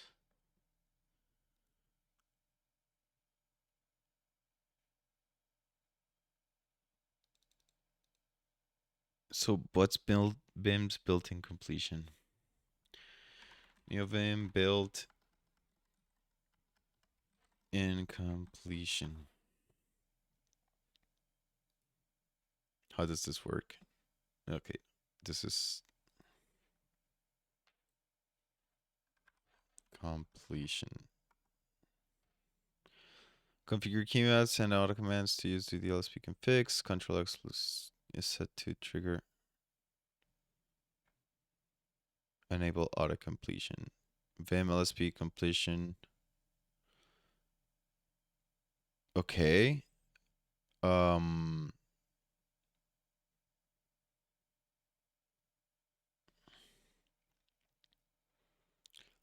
Client. Okay. So LSP config auto completions, because I'm using LSP config auto completion. NVim sets some default options whenever buffer attached to an LSP. See LSP config for details in particular following these sets. Enables go to definition capabilities. Omnifunc enables manual omni code completion for auto completion, and auto completion plugin is required. Okay. What do you recommend for okay, Andrin comp, which is the one that I'm using? Which one is there? Any other one other than cock? Okay, so there's cock and vim. Requires wrapping the config pen. I don't. DDC requires Deno. I don't want something. I'm just gonna use the nvim comp one.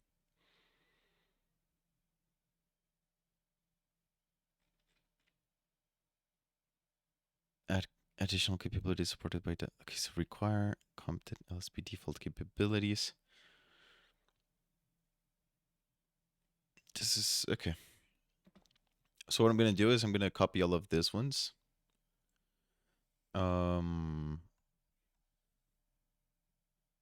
Yep.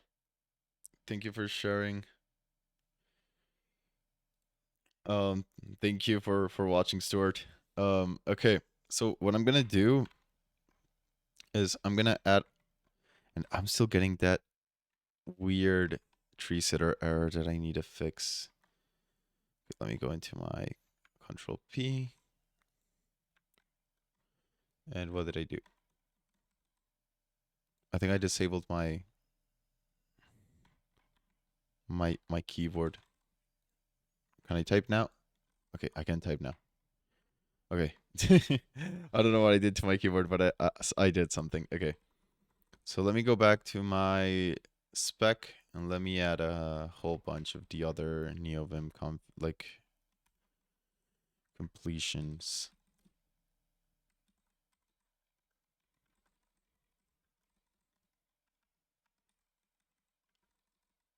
I don't like single quotes.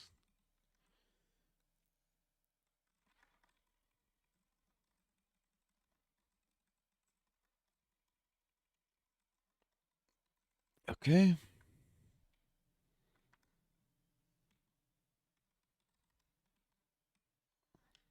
That was maybe a little bit excessive. But there it should be fine. Let me not save this. Vim. Okay. I made a syntax error.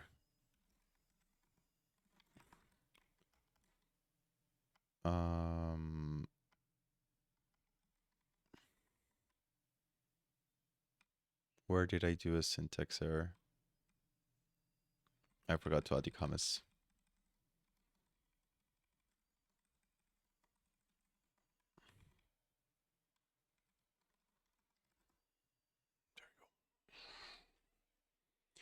Okay, what do I need to configure to get all of this? To get like all the benefits of the autocomplete. Yeah, so this doesn't require comp. LSP config util. Snip yield snips. Snip arguments. The window. You can specify git compare file type git commit. Use buffer source. Sure. So I think this is the configuration that I need for the for setup and bin comp. Yep. So this is what I'm gonna want.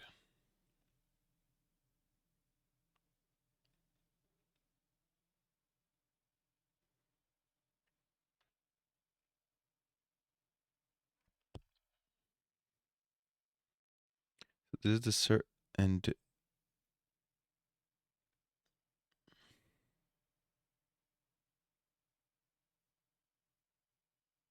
so this is what I did with the handlers, right? So I don't think I'm not gonna need that.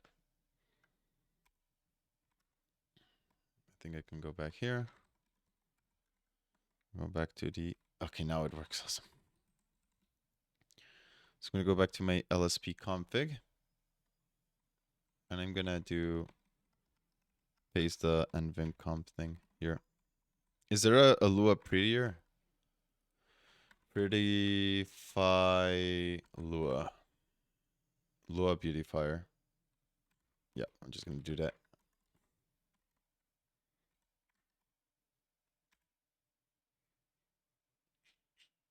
Much better. Copy this.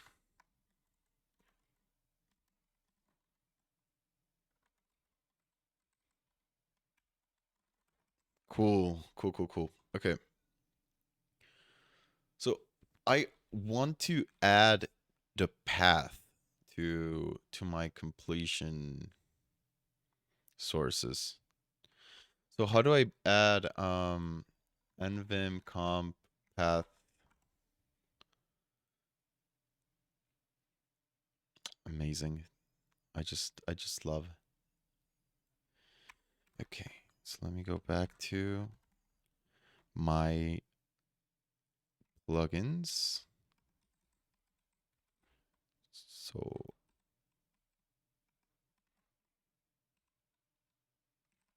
should I be adding it at this as a dependency? I feel like it's kind of, sort of as a dependency. Is there a plugin to prettify a file or style it? So there is for Rust. So I do that in Rust like pretty commonly. For R, someone needs to develop it. So there's a styler, right, which is an R library. But I don't think there is like a general like because the RLSP doesn't do that. Like you could add it. It's something that we could develop, I would port styler maybe to a faster language than R because styler is quite slow. But yeah, I mean we could add like a couple of functions to prettify them. Let's do that a little bit later. Okay, so for my completions, where's the LSP config?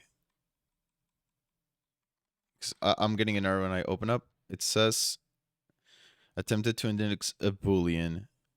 Oh, yeah, so that must be on the LSP one. There it is, lsp.config.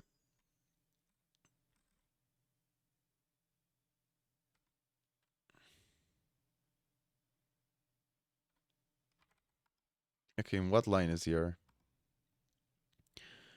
R. Okay, on r.lua. lsp.config handlers. Oh, right. So in the config one, I'm no longer return.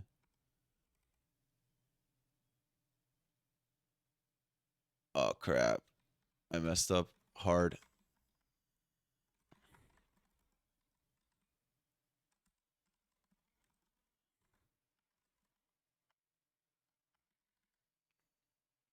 So let me go back to the LSP.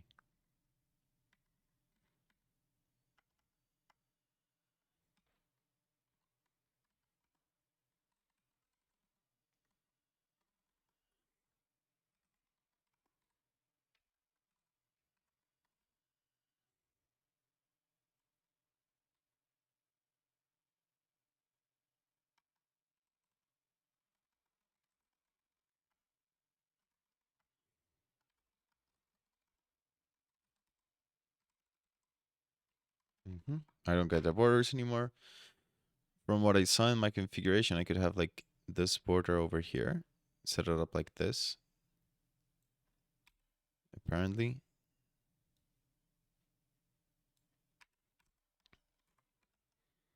So Lua LSP config. Add borders.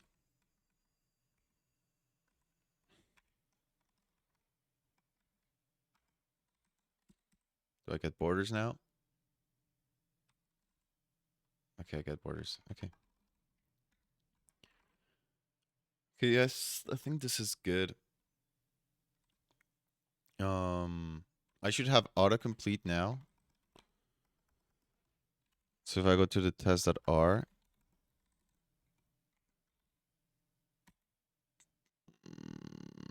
not yet. What am I missing? What am I missing? So if I try to do like how no, I'm still not getting the auto completions. Okay, what am I doing? Because I have my compare file type, command line, git.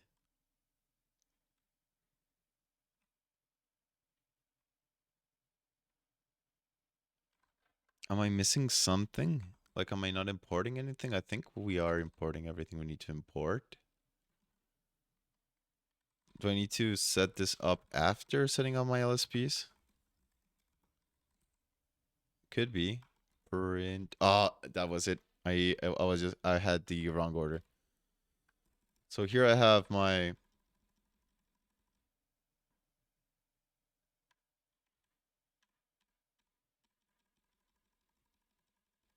There you go. Amazing. So we have our autocomplete. I want to add the path though. So I'm gonna install the CMP path with I think already installed, and I think I need to add on sources name equals path. So let me go back to LSP config, and here I need to add name equals path. So I want on my completions, I want to be able to do like Lua slash, and it's not getting anything. Okay, my completion stopped working. What did I break? Lua config.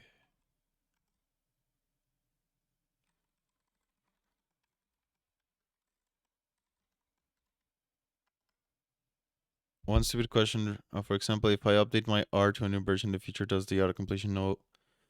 Yes. So the auto completion is really not known by neovim.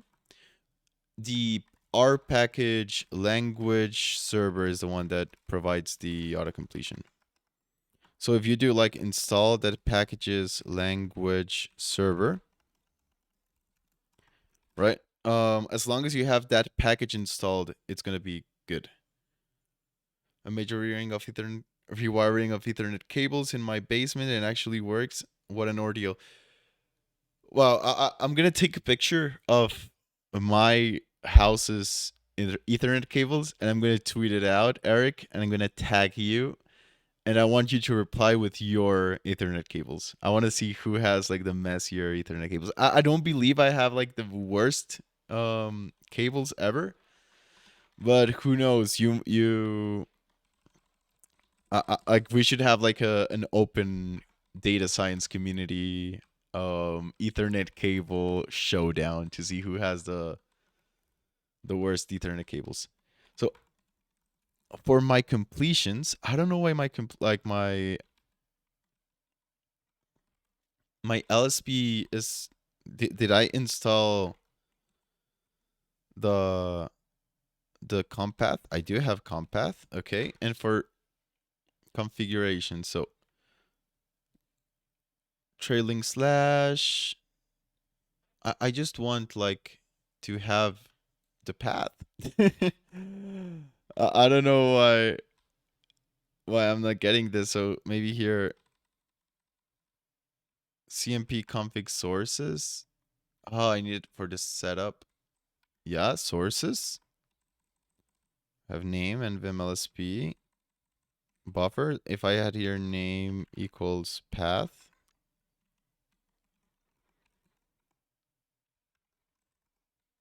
Because I want to have completions from the language, which should be like the having the print. But I'm no longer getting those. Print, test, config, Lua. So I'm breaking something. Libra. Yeah, I'm breaking something by adding the path. Yeah, I'm definitely breaking something. So what am I breaking? That's the part that I don't know. Config LSP.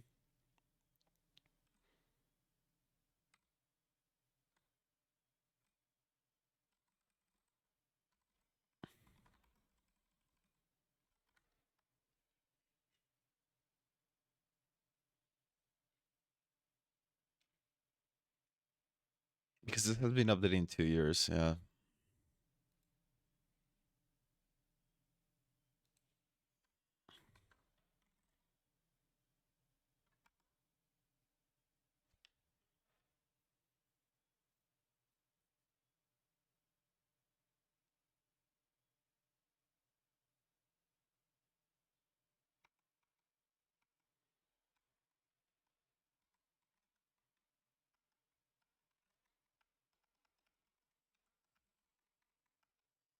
Yeah, so that's working.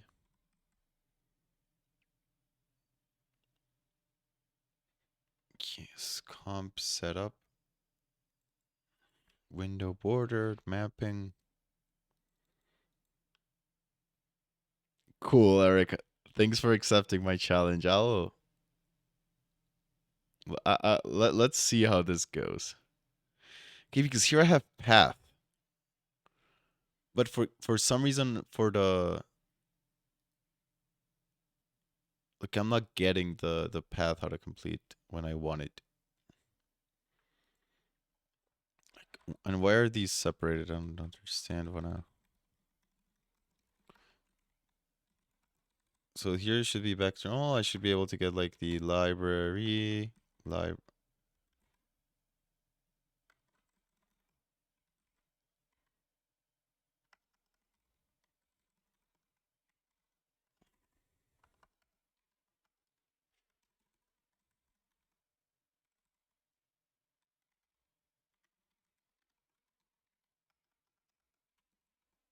I don't know exactly what I'm breaking,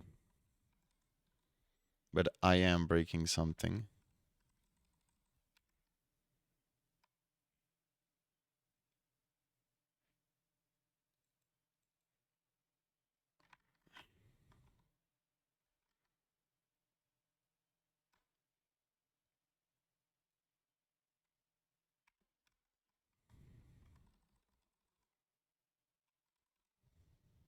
Yeah, I'm just gonna have it as I had it before.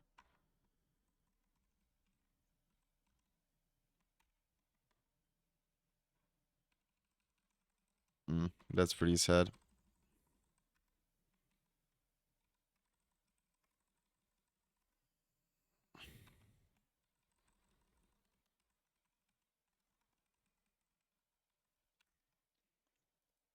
CMP path on window.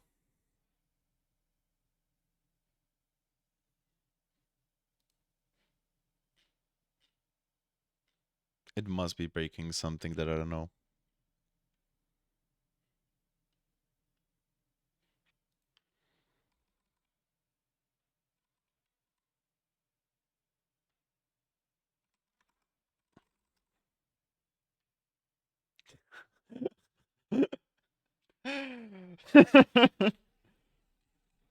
Okay, Mohammed. That was a pretty good joke. I'm not gonna lie to you. That was pretty good. I don't know, Eric. Are you like behind on the stream? Like, does it have like the live thingy? Okay, we have friend. Let's just leave it like that.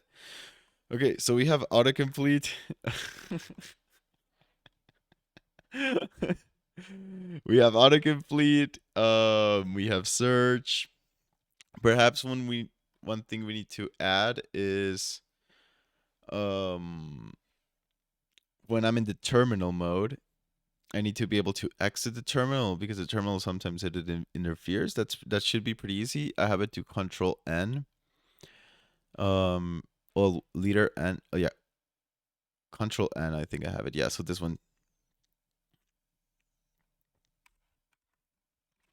So let me just go to Lua. Config key maps.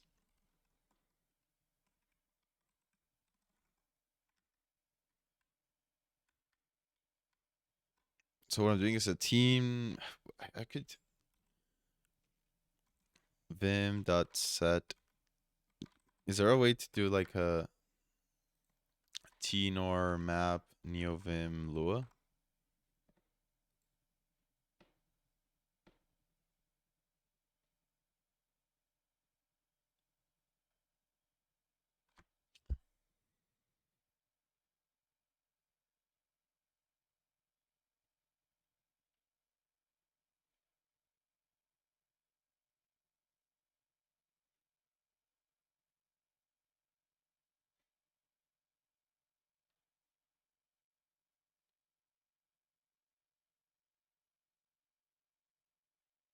Yeah, I think I can leave it like that. So now if I open up my terminal, I can do Control N to be able to leave the terminal. Yeah. Even though Control Escape might be better. Like it like more intuitive. But I'm already like very used to Control N. I'll want to get a good paying Ross job so I can own a house without borrowing for its entire lifetime. That's a good one. That's a good joke. That's pretty good, Rigel. Is that how you pronounce your name? Rigel? That one's a pretty good one. Let me go back to my key maps and let me set it up to Control Escape. Is that how you?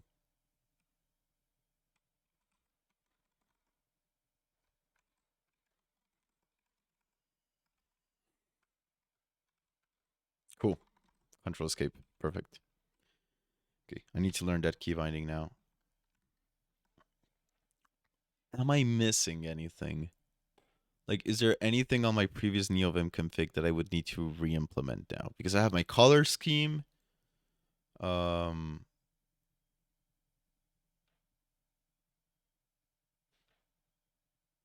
yeah, I have my color scheme.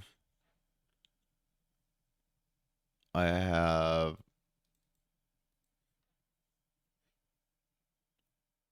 even though this doesn't really okay, my status bar. So neovim status bar. Let's look for that. Um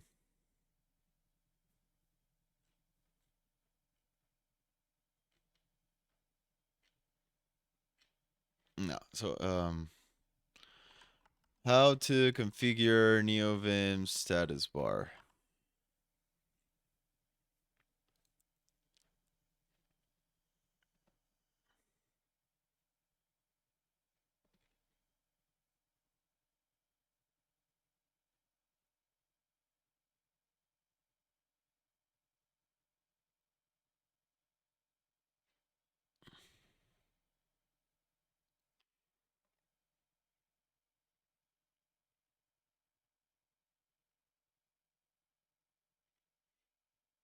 Because I don't think I'm getting like currently on the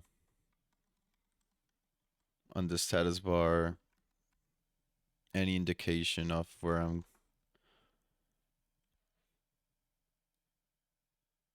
Oh, you're fine on Wi-Fi. Come on, why do you have so many Ethernet cables if you're gonna be using Wi-Fi? Come on, that's not good.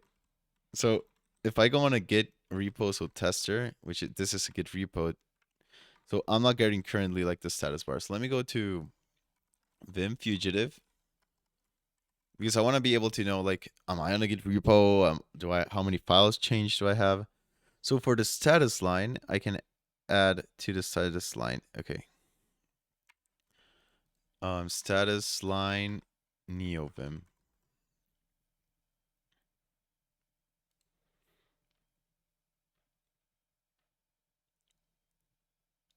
Okay, this is kind of what I want. So let me create a config and vim lua slash config cd dot dot. And vim lua config status line dot lua. Let's configure our status line. And let's go to our init.lua. And I'm gonna set this up here. So require config.status line.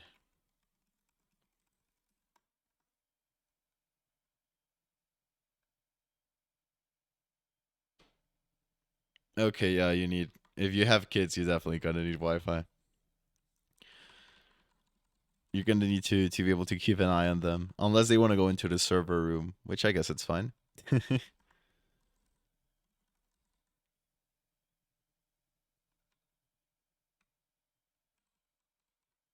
If I add here a hello, does that get reflected?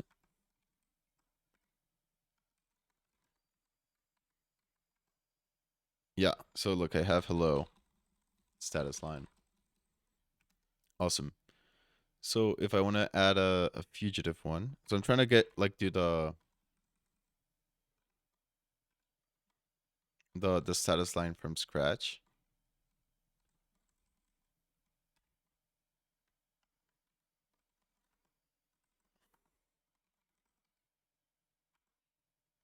Okay, if I go into get test into the tester one,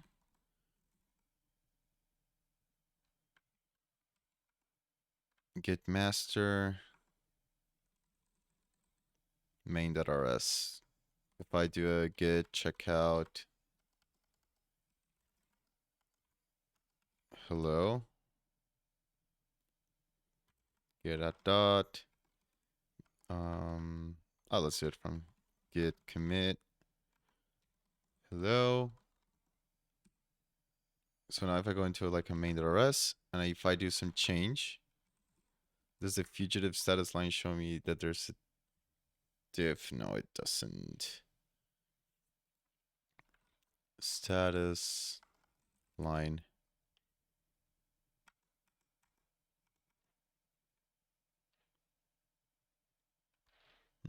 Yeah, I want a better status line.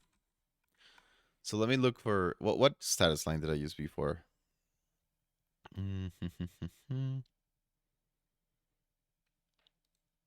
Plugins. Here are plugins. Status line Vim Airline. Is that the one I use? Vim Airline.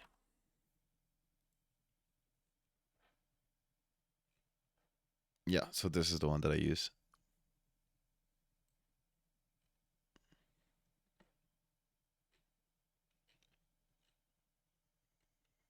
Cool. So let me install Vim Airline.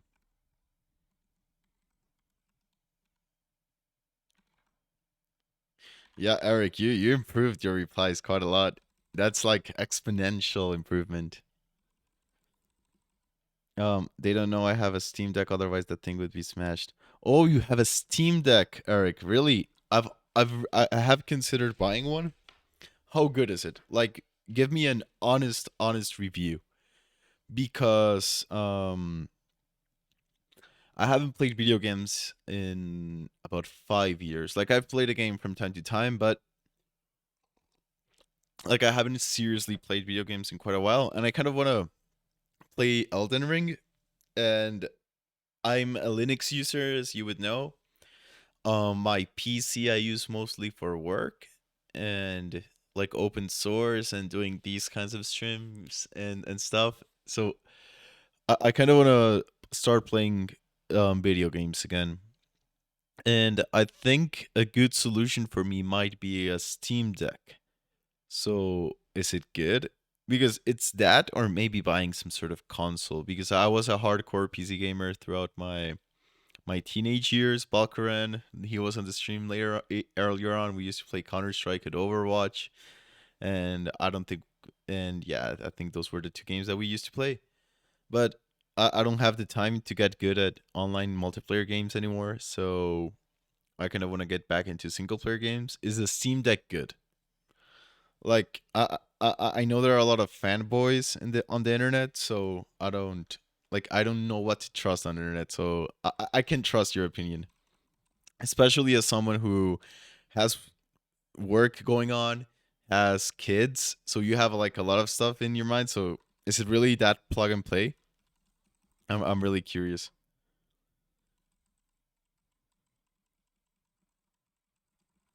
So it's good as a simple Linux dev machine, and okay, you play retro games.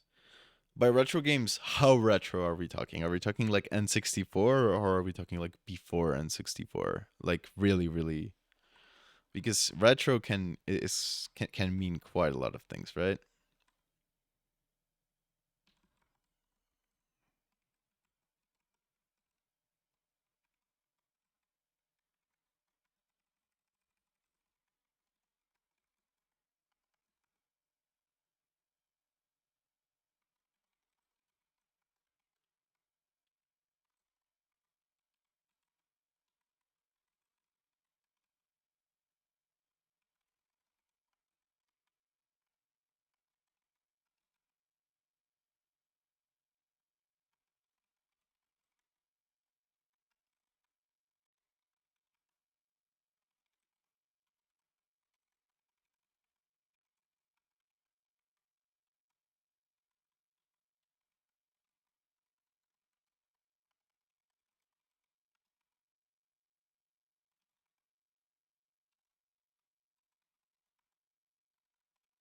Okay, I like this title sign. We'll get answer from Eric after you buy it. Okay, Mohammed, don't bully our cool guy Eric. He has kids. Come on. It was well worth for the purchase. Yes, I rarely have any issues with stability. Can run almost any emulator you can throw at it. Oh, that's good. That's good to hear. And I think we are done with our config. So let me rm rf lua config status line, because I just started using like the. Okay, there's one thing I wanna like before I finish like doing the initial develop, like the just getting like feature matching my previous config. where is like where with Vim Fugitive? I remember that there used to be Vim Fugitive.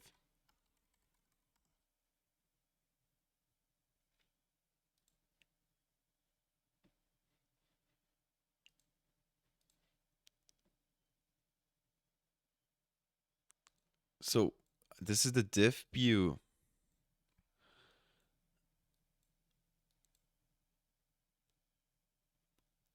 So yeah, how do I open like the view?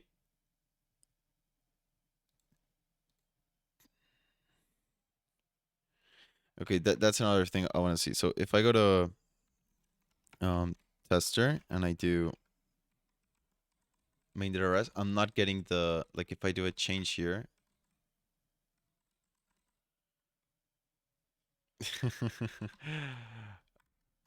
How do I add like the fugitive telescope get signs? I want that one, get signs. That's the one I wanted. So get signs add the this is awesome. I love it. So let me add get the little get signs. So if you don't know what get signs are, um let's say I'm in this repo, right? And I'm getting some sort of error. Yeah. So I need to go into my unit.lua and remove that. Give me 1 second. Init.lua. There you go. Init.lua, right quit. Okay. If I go back to tester, cd.config and vim cd tester. If I go here and vim and vim, right? If you can see here, for example, I get diagnostics like H, but for example, if I modify this line, like change it to hello with 3 L's, yes, so I'm recording all of this. This is all being recorded. It's gonna be posted on YouTube. So if I do like a hello with 3 L's, I don't know, like I could do like a git diff, right? But I don't know if it's changed like just by looking at my header. So what this Vim get signs adds is a little visual indicator that tells me if I have added a new line, modified a previous one. So I'm going to configure that right now. So let me go to Lua to cd dot and Vim Lua config no, plugins spec 1. And let me add this little plugin.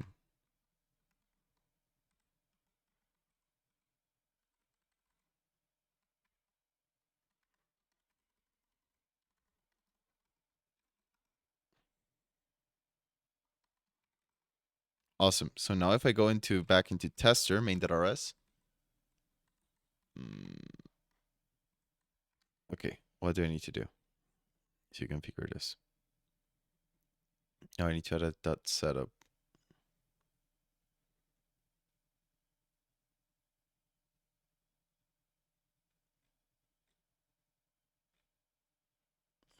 I'm just gonna copy up the default configuration. So if I go into Lua plugin spec 1, setup.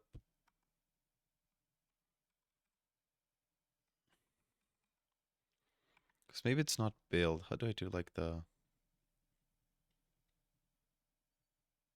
unattach?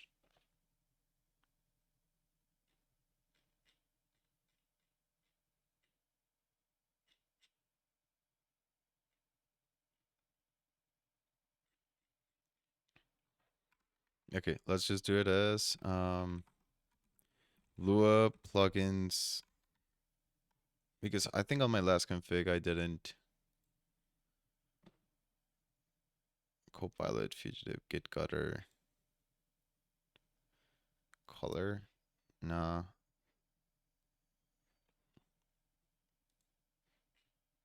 Yeah, this is only the plugins. I don't know where I have that. So I have git NeoGit simple plugins.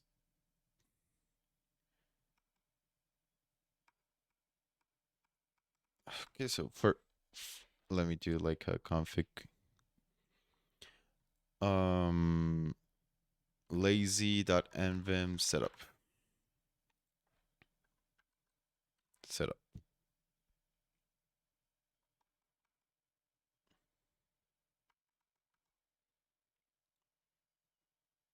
CMD keys.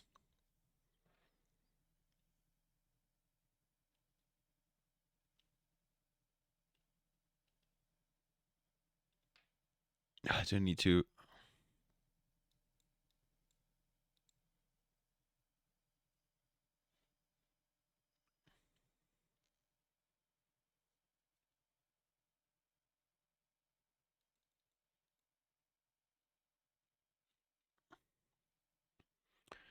Can I not do like examples? Setup, init.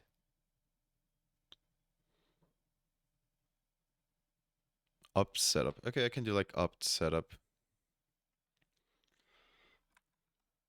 Are you going to, yeah, okay. Opt setup. Can I paste this here? Will this work?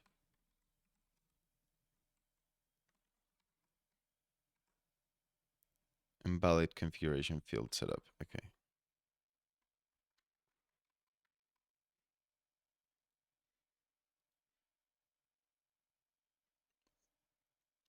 So, but here it's inside opts.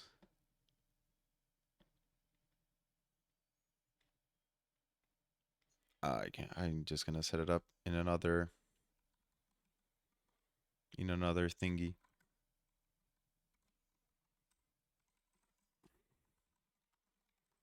And vim lua config git signs dot lua. Cool. So for this, what I'm gonna need to do for the git signs, here it is. Copy this, paste this here.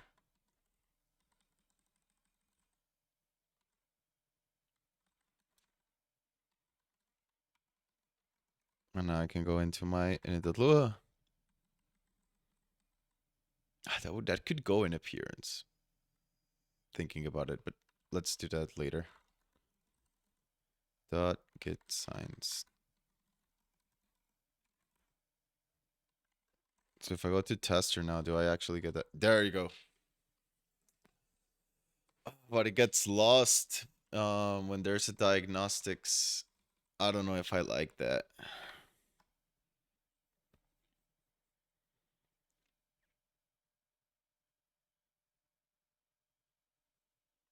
Hmm.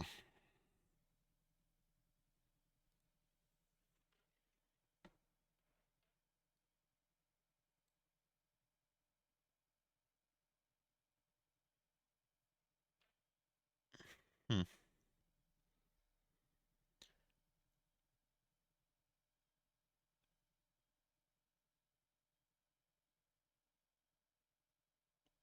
Virtual text positions, end of line, right of line.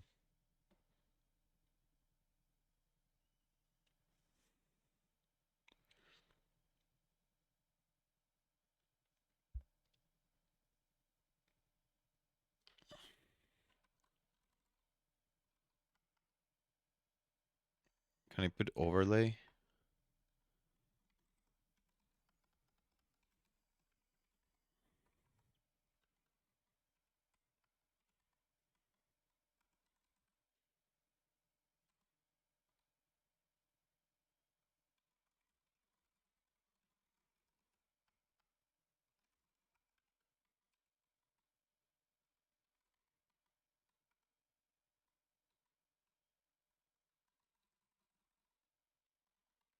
No, I'm gonna go back to git gutter.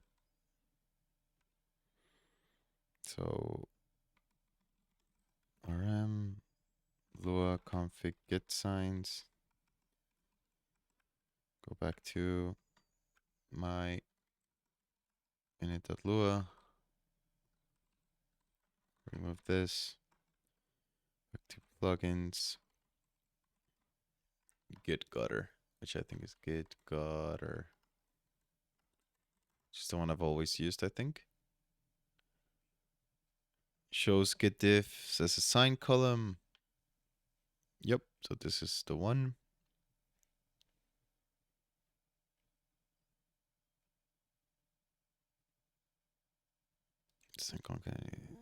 Okay. This blade git gutter.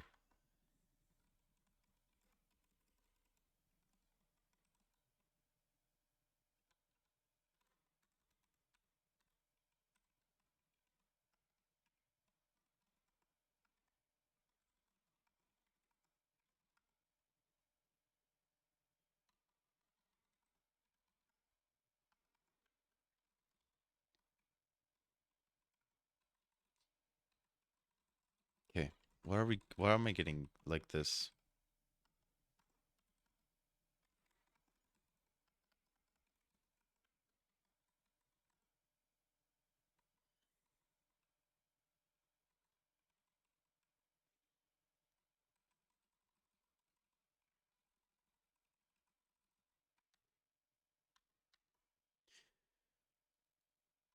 Vim trans how's that one called?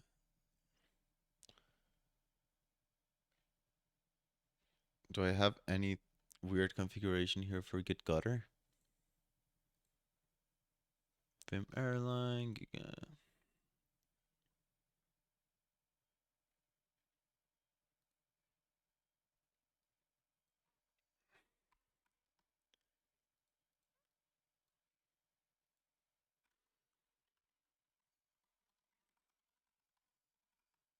Let me go to appearance and let's add these stuff.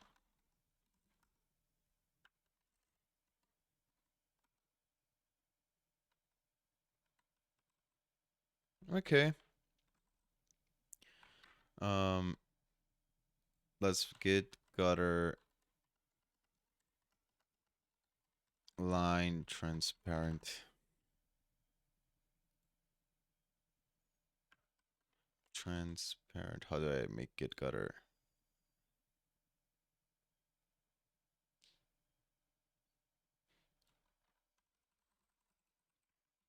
Feel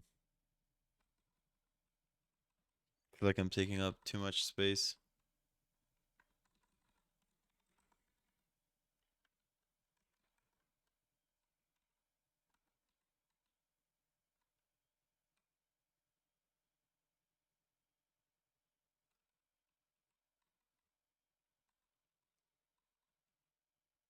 Relative number false. Is it because of the relative number?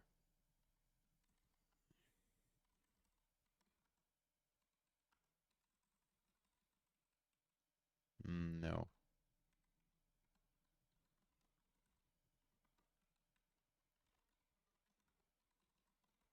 Vim.g.get gutter, normal float.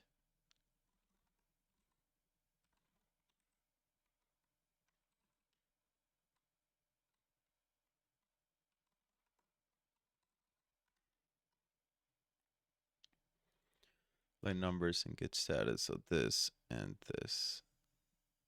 Set sign column equals yes. Okay. Sign column. Do I have this anywhere? Oh, here in the general.lua.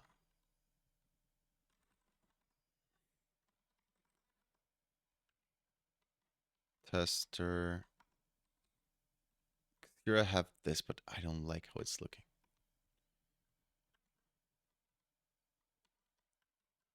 Sign column.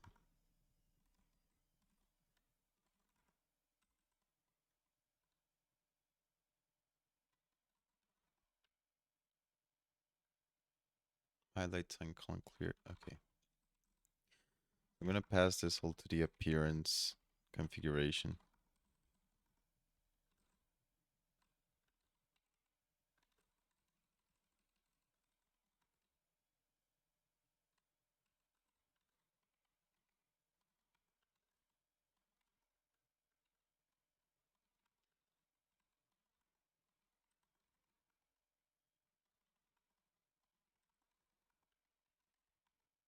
There you go.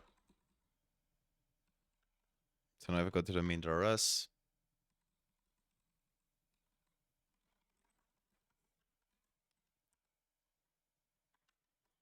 so now git gutter clear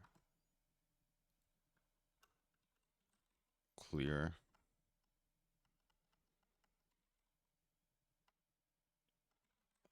Is there any way?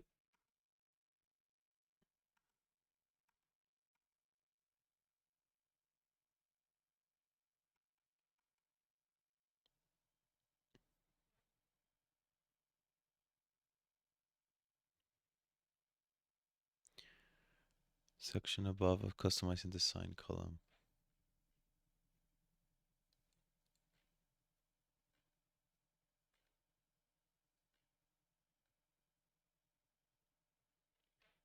To turn on highlighting by default. Turn off Vim gutter, no.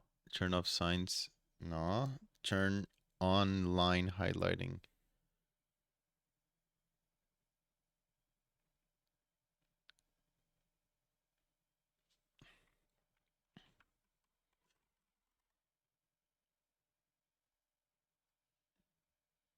I'm getting a call. Give me 1 second.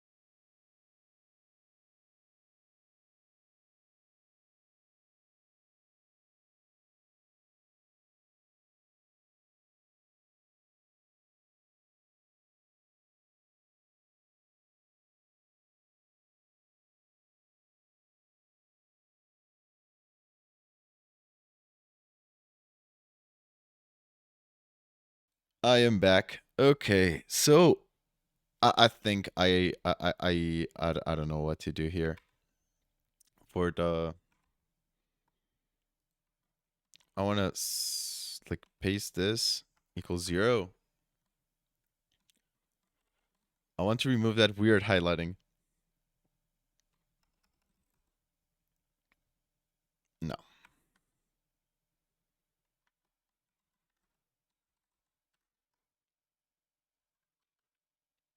Sign column.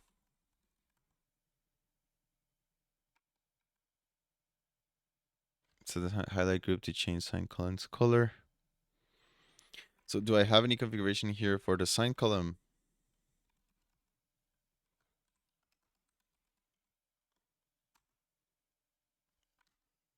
Okay, I have a clear.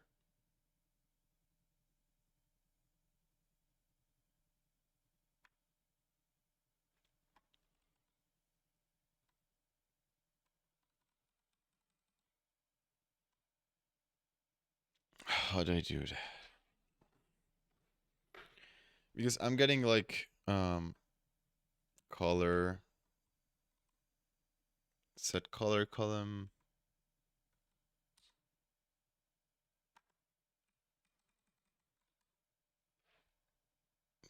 Unrelated question, what is the best way to model you think we can use for lip reading?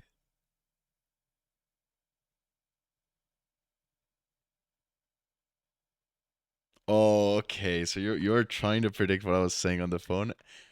I can guarantee um I can guarantee you have no idea what it said because I said like really random stuff to the person I was talking to. Um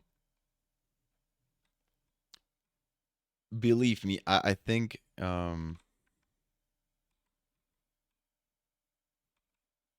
I don't think you got it. So color, but you can try to guess. Like be my guest. Um,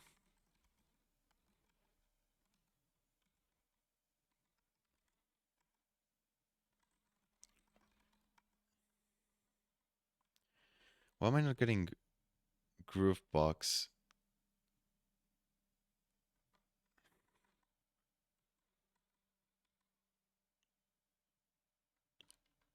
Um,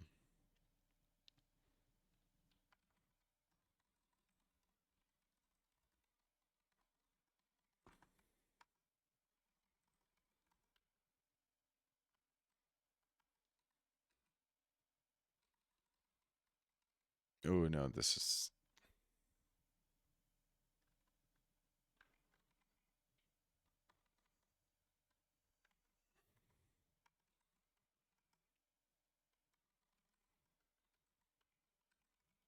I don't like this color scheme.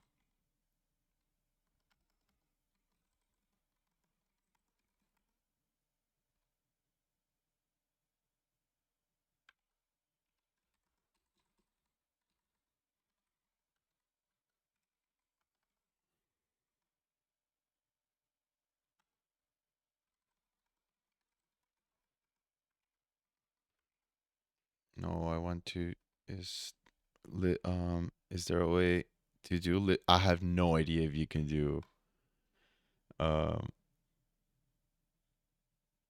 I don't know how you do that. Let me move box. They return to a non to a no background way of doing things. Is that perhaps something I want to do?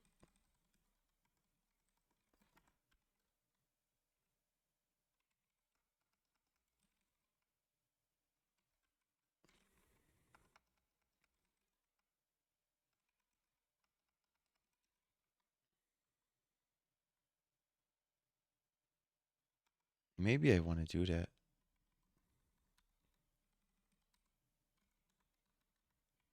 Okay, let's return to a world without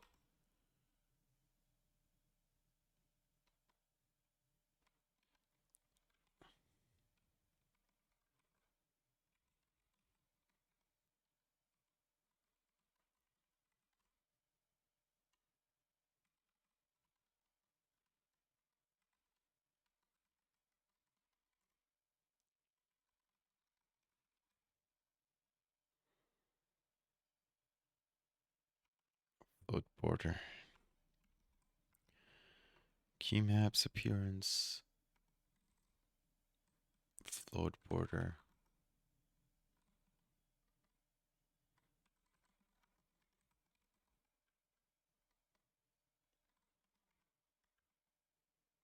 Oh, it was the zoom that I had.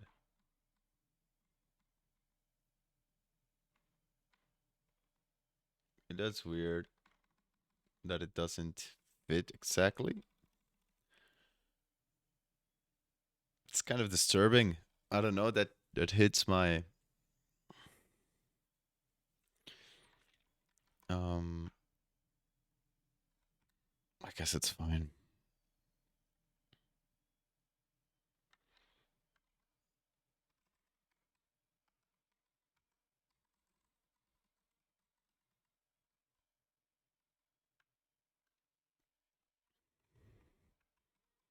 Okay, I think we're good for this. Sign column 1 equals yes, 1.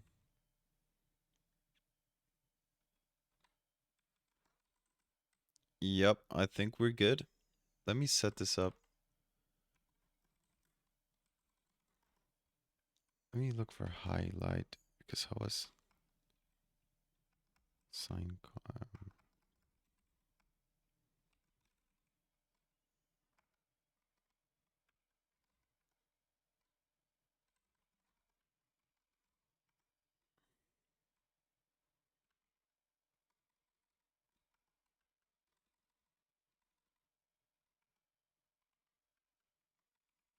Python R Lua general.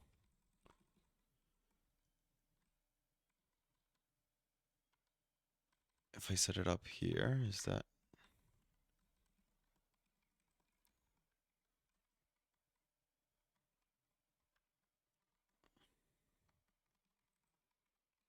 Hmm.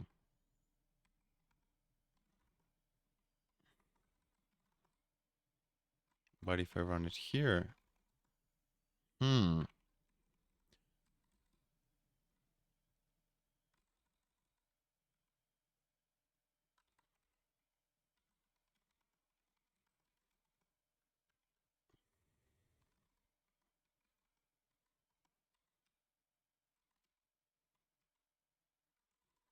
Okay, but I'm still getting like the sign column not transparent.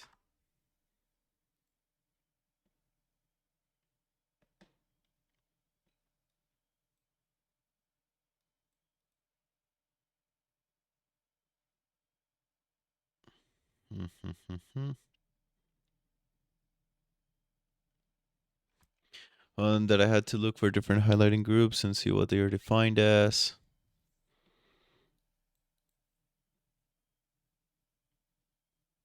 As a value and you will be... Oh, we can try that.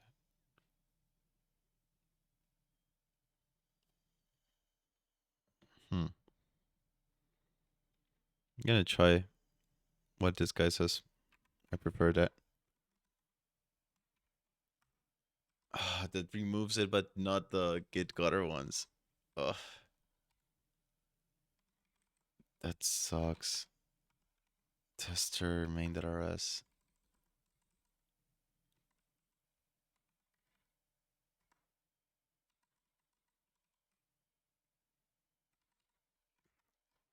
Yeah, maybe I just need to do this. Let's see if Reddit has the answer. So let's go back to appearance. Git gutter remove background.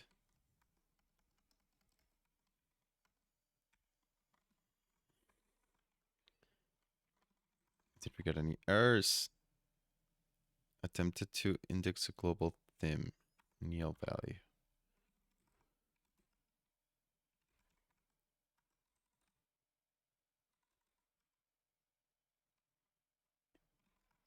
Lua config appearance. Theme.base.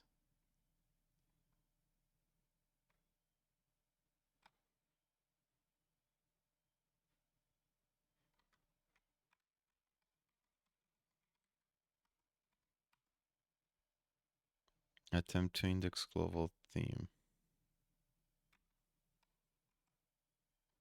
So what's the global theme? Let me see this guy's configuration file.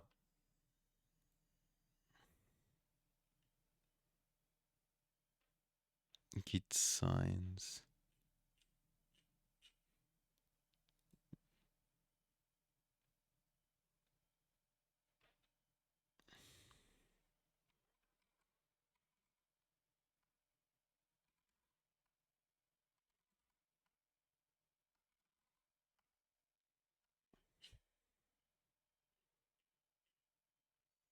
Maybe I can do it with git signs instead of git gutter now. Now that I know this little trick. So if I go to the appearance.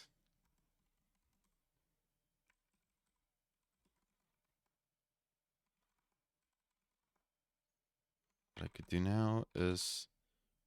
Why they said installing environment a rite of passage reserved for developers with 20... I don't have 20 years of experience. It's just like this is mine. Like I struggled through it. Like I could just have lived with a predefined configuration, but that's no fun, right? So I don't learn much if I don't do it myself from scratch and I suffer through it. So let me go to my plugins, spec one, and let's go back to git signs. Git signs. I just want some sort of signing system. I don't care if it's git gutter. I don't care if it's...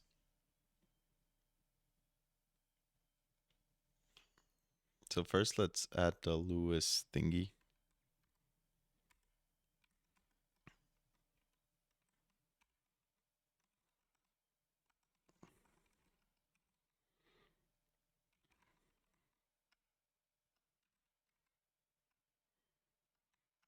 Let's go to appearance.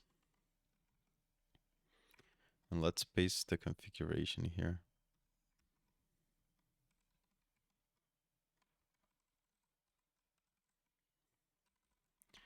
Get signs.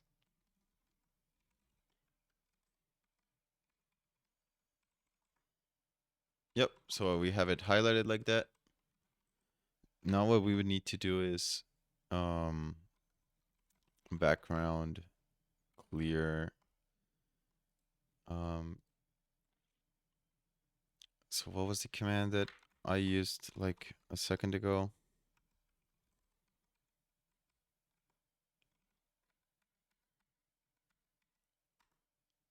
That doesn't remove the one from Git. Let's look.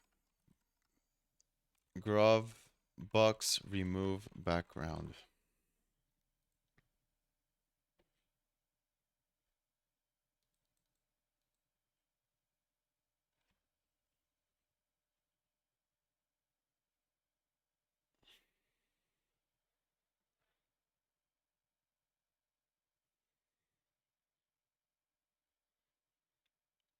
Okay, maybe I cannot use grov box with the transparent background. What I can do is I can just remove the transparent. So clear, transparent. Oh, where's the...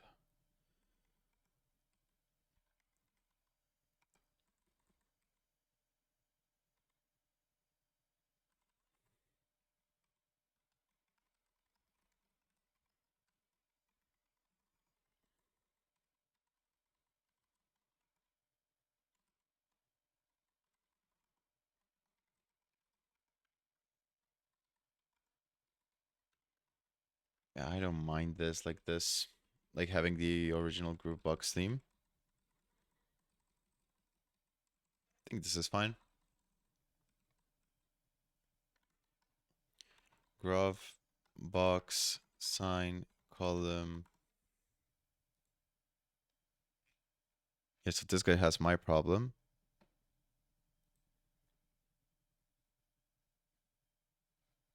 The problem is that the sign has been linked to liner, which is not expected. The expected output should be this caused by git gutter, but we removed git gutter, right? So it's not an issue with the color scheme. It's an issue with git gutter. I don't understand why the author of git gutter links sign column to liner. Can open Cuba. Use another plugin like Vim Signify.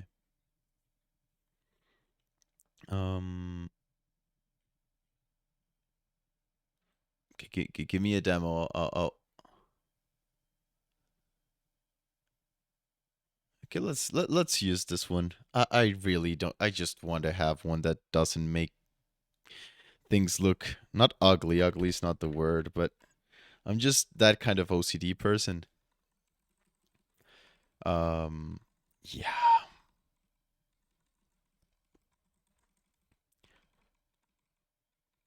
Let's see. Where's key maps appearance? Where's spec 1? There it is. By get signs. You're messing absolutely everything for me. Awesome. So now the get signs appearance elua appear config appearance. You go bye-bye. This git gutter one doesn't go anymore. Shouldn't bye.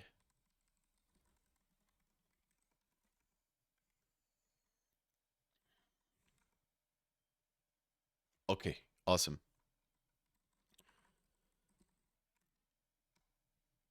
Okay, I like this. This looks good.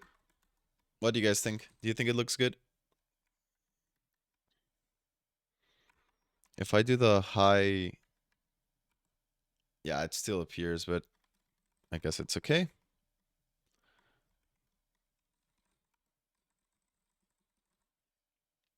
I think this is okay. I can live with this. I think we got a pretty good looking config.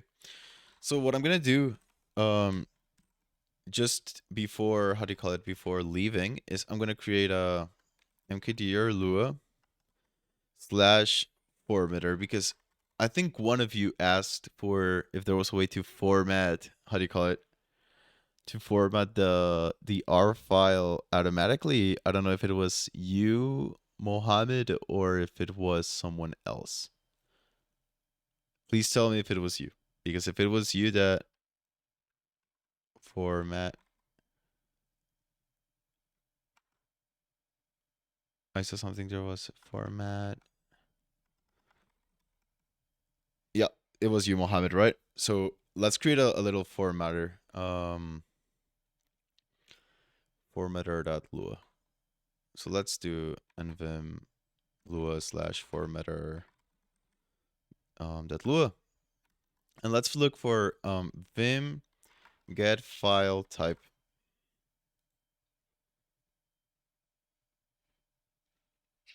echo file type. Is that how you do it? So I can create a function return. This would be yes, me, you suggested this, Tyler. I really, yeah. So I want to create like a little key map that can do that in R. And in Python, I would, I don't like, I would have to look up the different prettifiers, but I could do like here prettify. And to create a function in Lua, create function in Lua, Lua functions.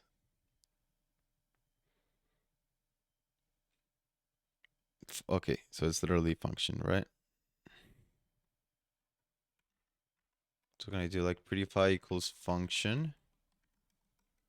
Can I do something like this? Echo hello. Right. So if I do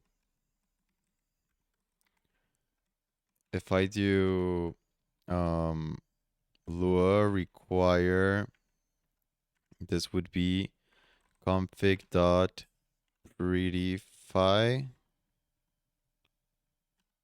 dot prettify.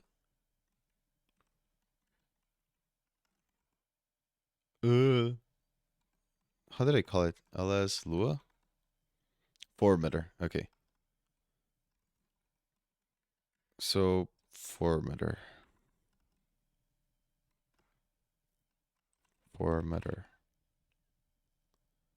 Module config that formatter not found. Formatter. What do you mean formatter? Maybe I need to call it on my init.lua. So let's call it on my init.lua as the last function. So require config dot formatter. Or no, I just called it formatter, right? So formatter dot, so I can do like, instead of config, because we didn't place it in the config,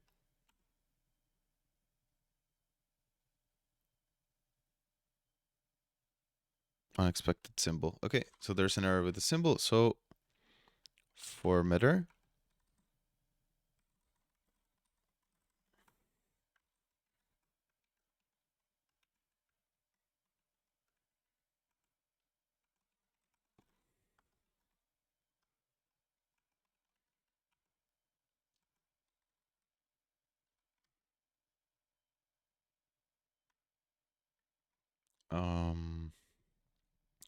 return a function in a table Lua.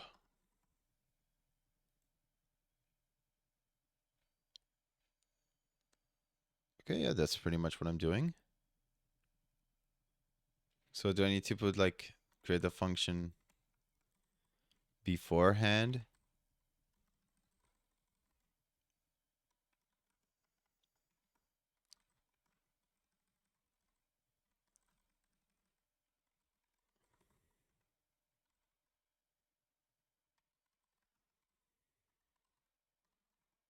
Like this? Is this what I would need to do?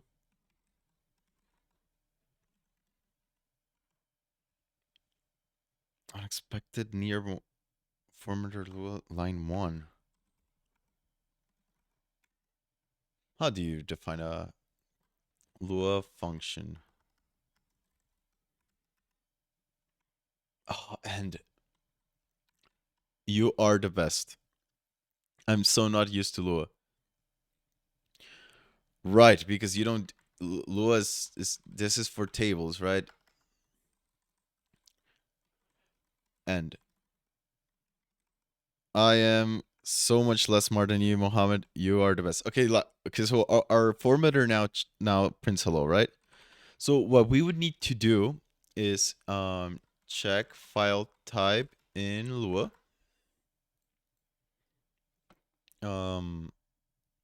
Vim vo. So can I do print this?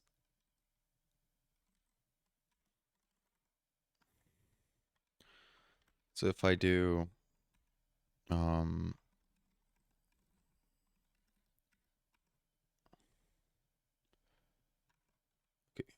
what happened? Oh yeah, I know what. Formatter.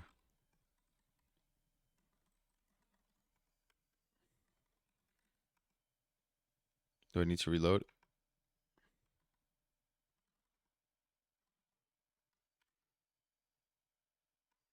Hmm.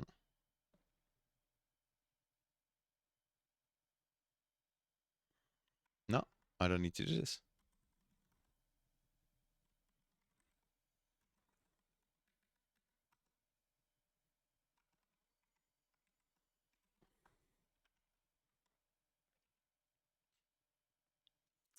Where is that?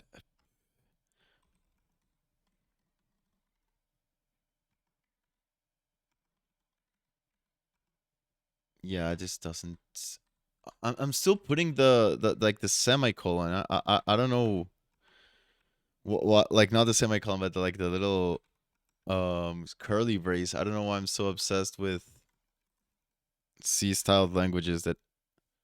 Yeah, I'm still getting the error though. So it's not necessarily that.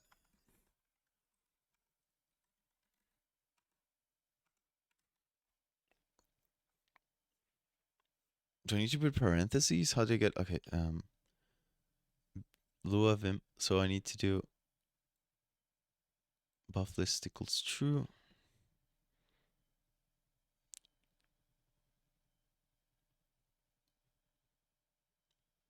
Do I need to put parentheses around the value? I thought you didn't have to do that in Lua.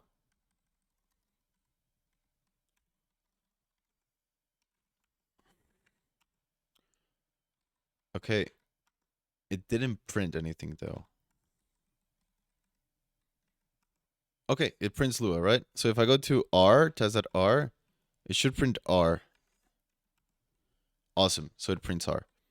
So what I'm going to do is the following. I'm going to get current buff path neovim. Get the current buffer file path using the neovim Lua API. Okay, so this is what I need. So I'm going to do back to formatter. I can do like local buffer path equals this, right? And I should be able to Lua switch statement.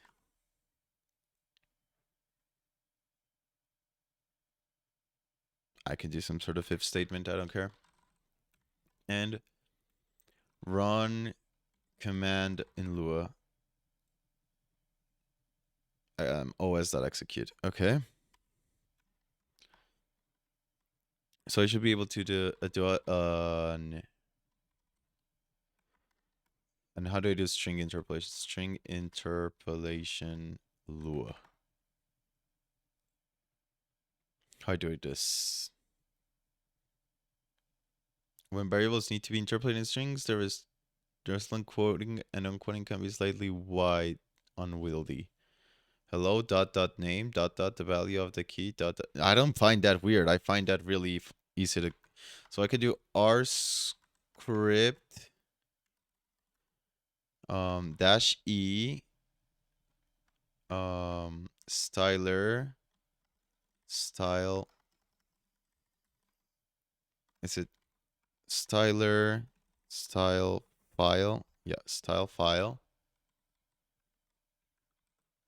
Style file.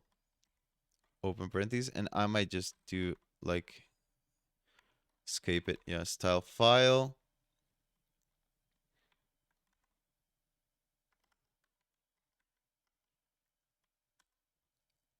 Dot dot buffer path dot dot, right? Buffer path dot dot. Close single quotes, close parentheses, close this, and this. Can I do? Let me test if this works for R. So let me do like a blatantly bad format here. Something like this, right? So if I run my through an error,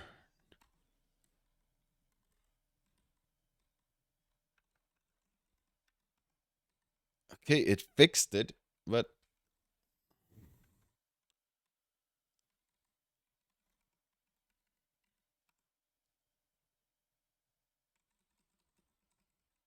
yeah, but I don't want to like style the whole directory. Because what if we have 1,000 files, right?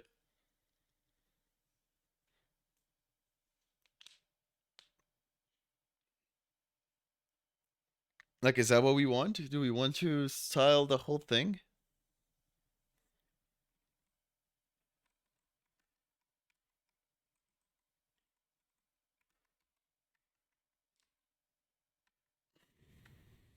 Like, do we want to do that? Okay. And let's have at the end um neovim clear print. Neovim clear print.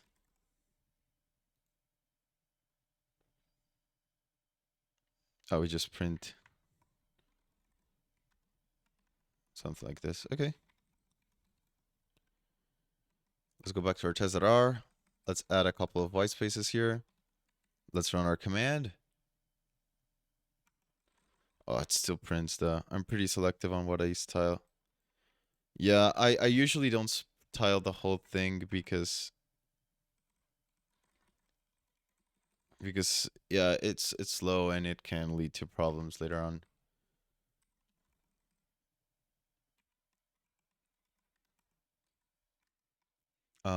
Okay, so let's do neovim reload buffer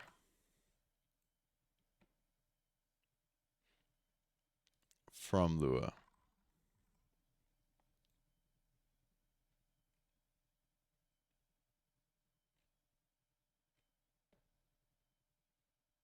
Check time. Dash E edit. Okay, I can do like vim command. If you ever run an external command from Vim that modifies the current file player, you may notice that it prompts you to reload the file since it changes. You can actually invoke this prompt using check time command. Okay, so I do like, let me go back to my folder. Vim.cmd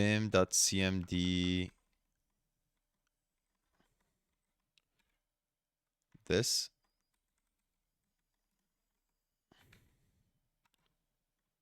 So if I add like a thing here, I save it, and then this is weird.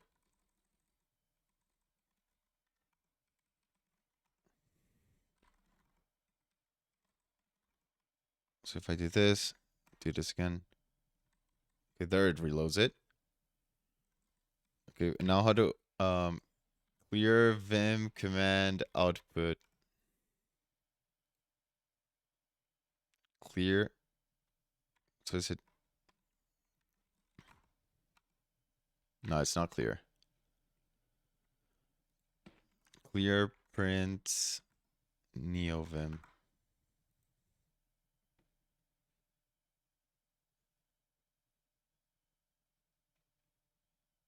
Do I just need to like print? Oh yeah, Lua.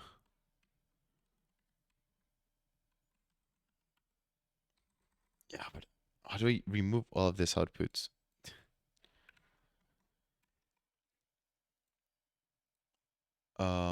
Lua os.execute ignore output. Okay, I can just, but I think this is Linux only.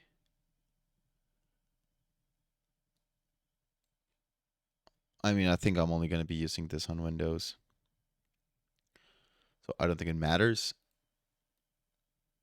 But let's if you're doing it on Windows, you probably would have to change this, but on Mac it would be the exact same thing. So, and I don't use neovim on Windows, at least for now.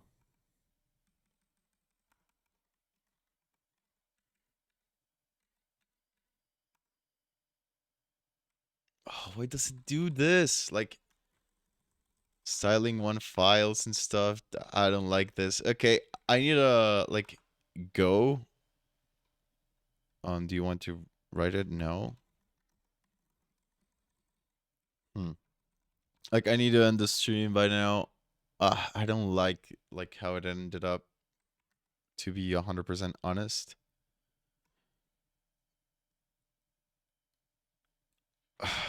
Like the formatter one. I think I might create some sort of plugin to automatically do all of these commands, because I would need to redirect all output to null.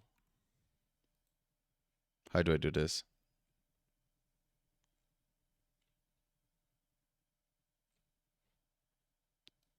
Yeah.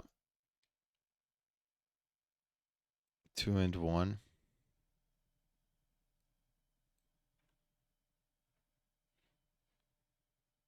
Is all about reconsider the same.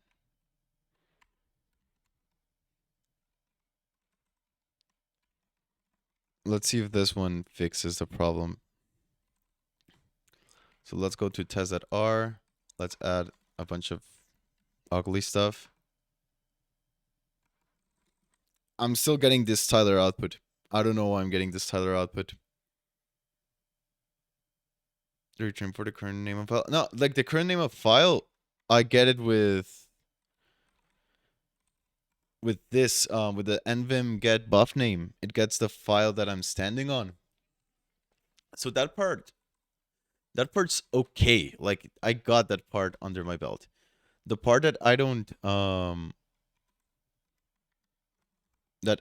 have under my belt is the, yeah, look, it works perfectly. Like I have this function that goes ahead and formats my file, which is pretty cool. I don't know how to clear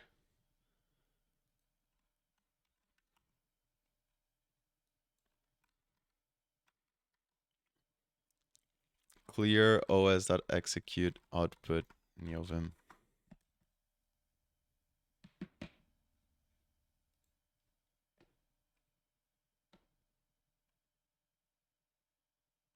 Okay, so they'll be blocking though. You don't want to do it with a command that'll take a while. The output you can use io.open. I don't want io.open.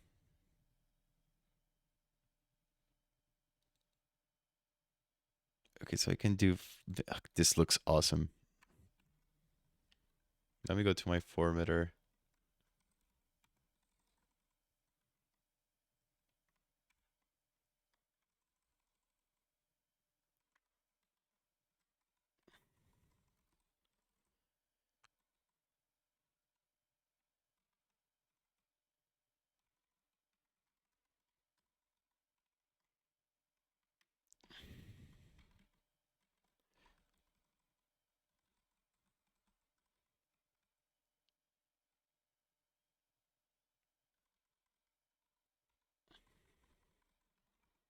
Can I do it like that?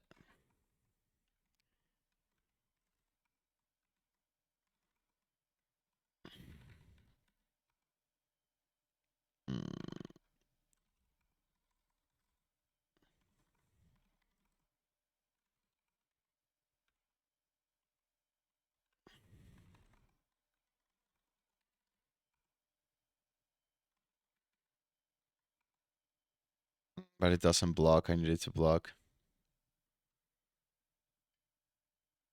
Nah, it's okay. I'll finish this later on. I'm gonna have to go now. Thank you all so much for watching. This was a great live stream, and yeah, I'm sorry like the formatter part didn't finish. Mohammed, I wanted to do something for you, but believe me, I'll have a neovim.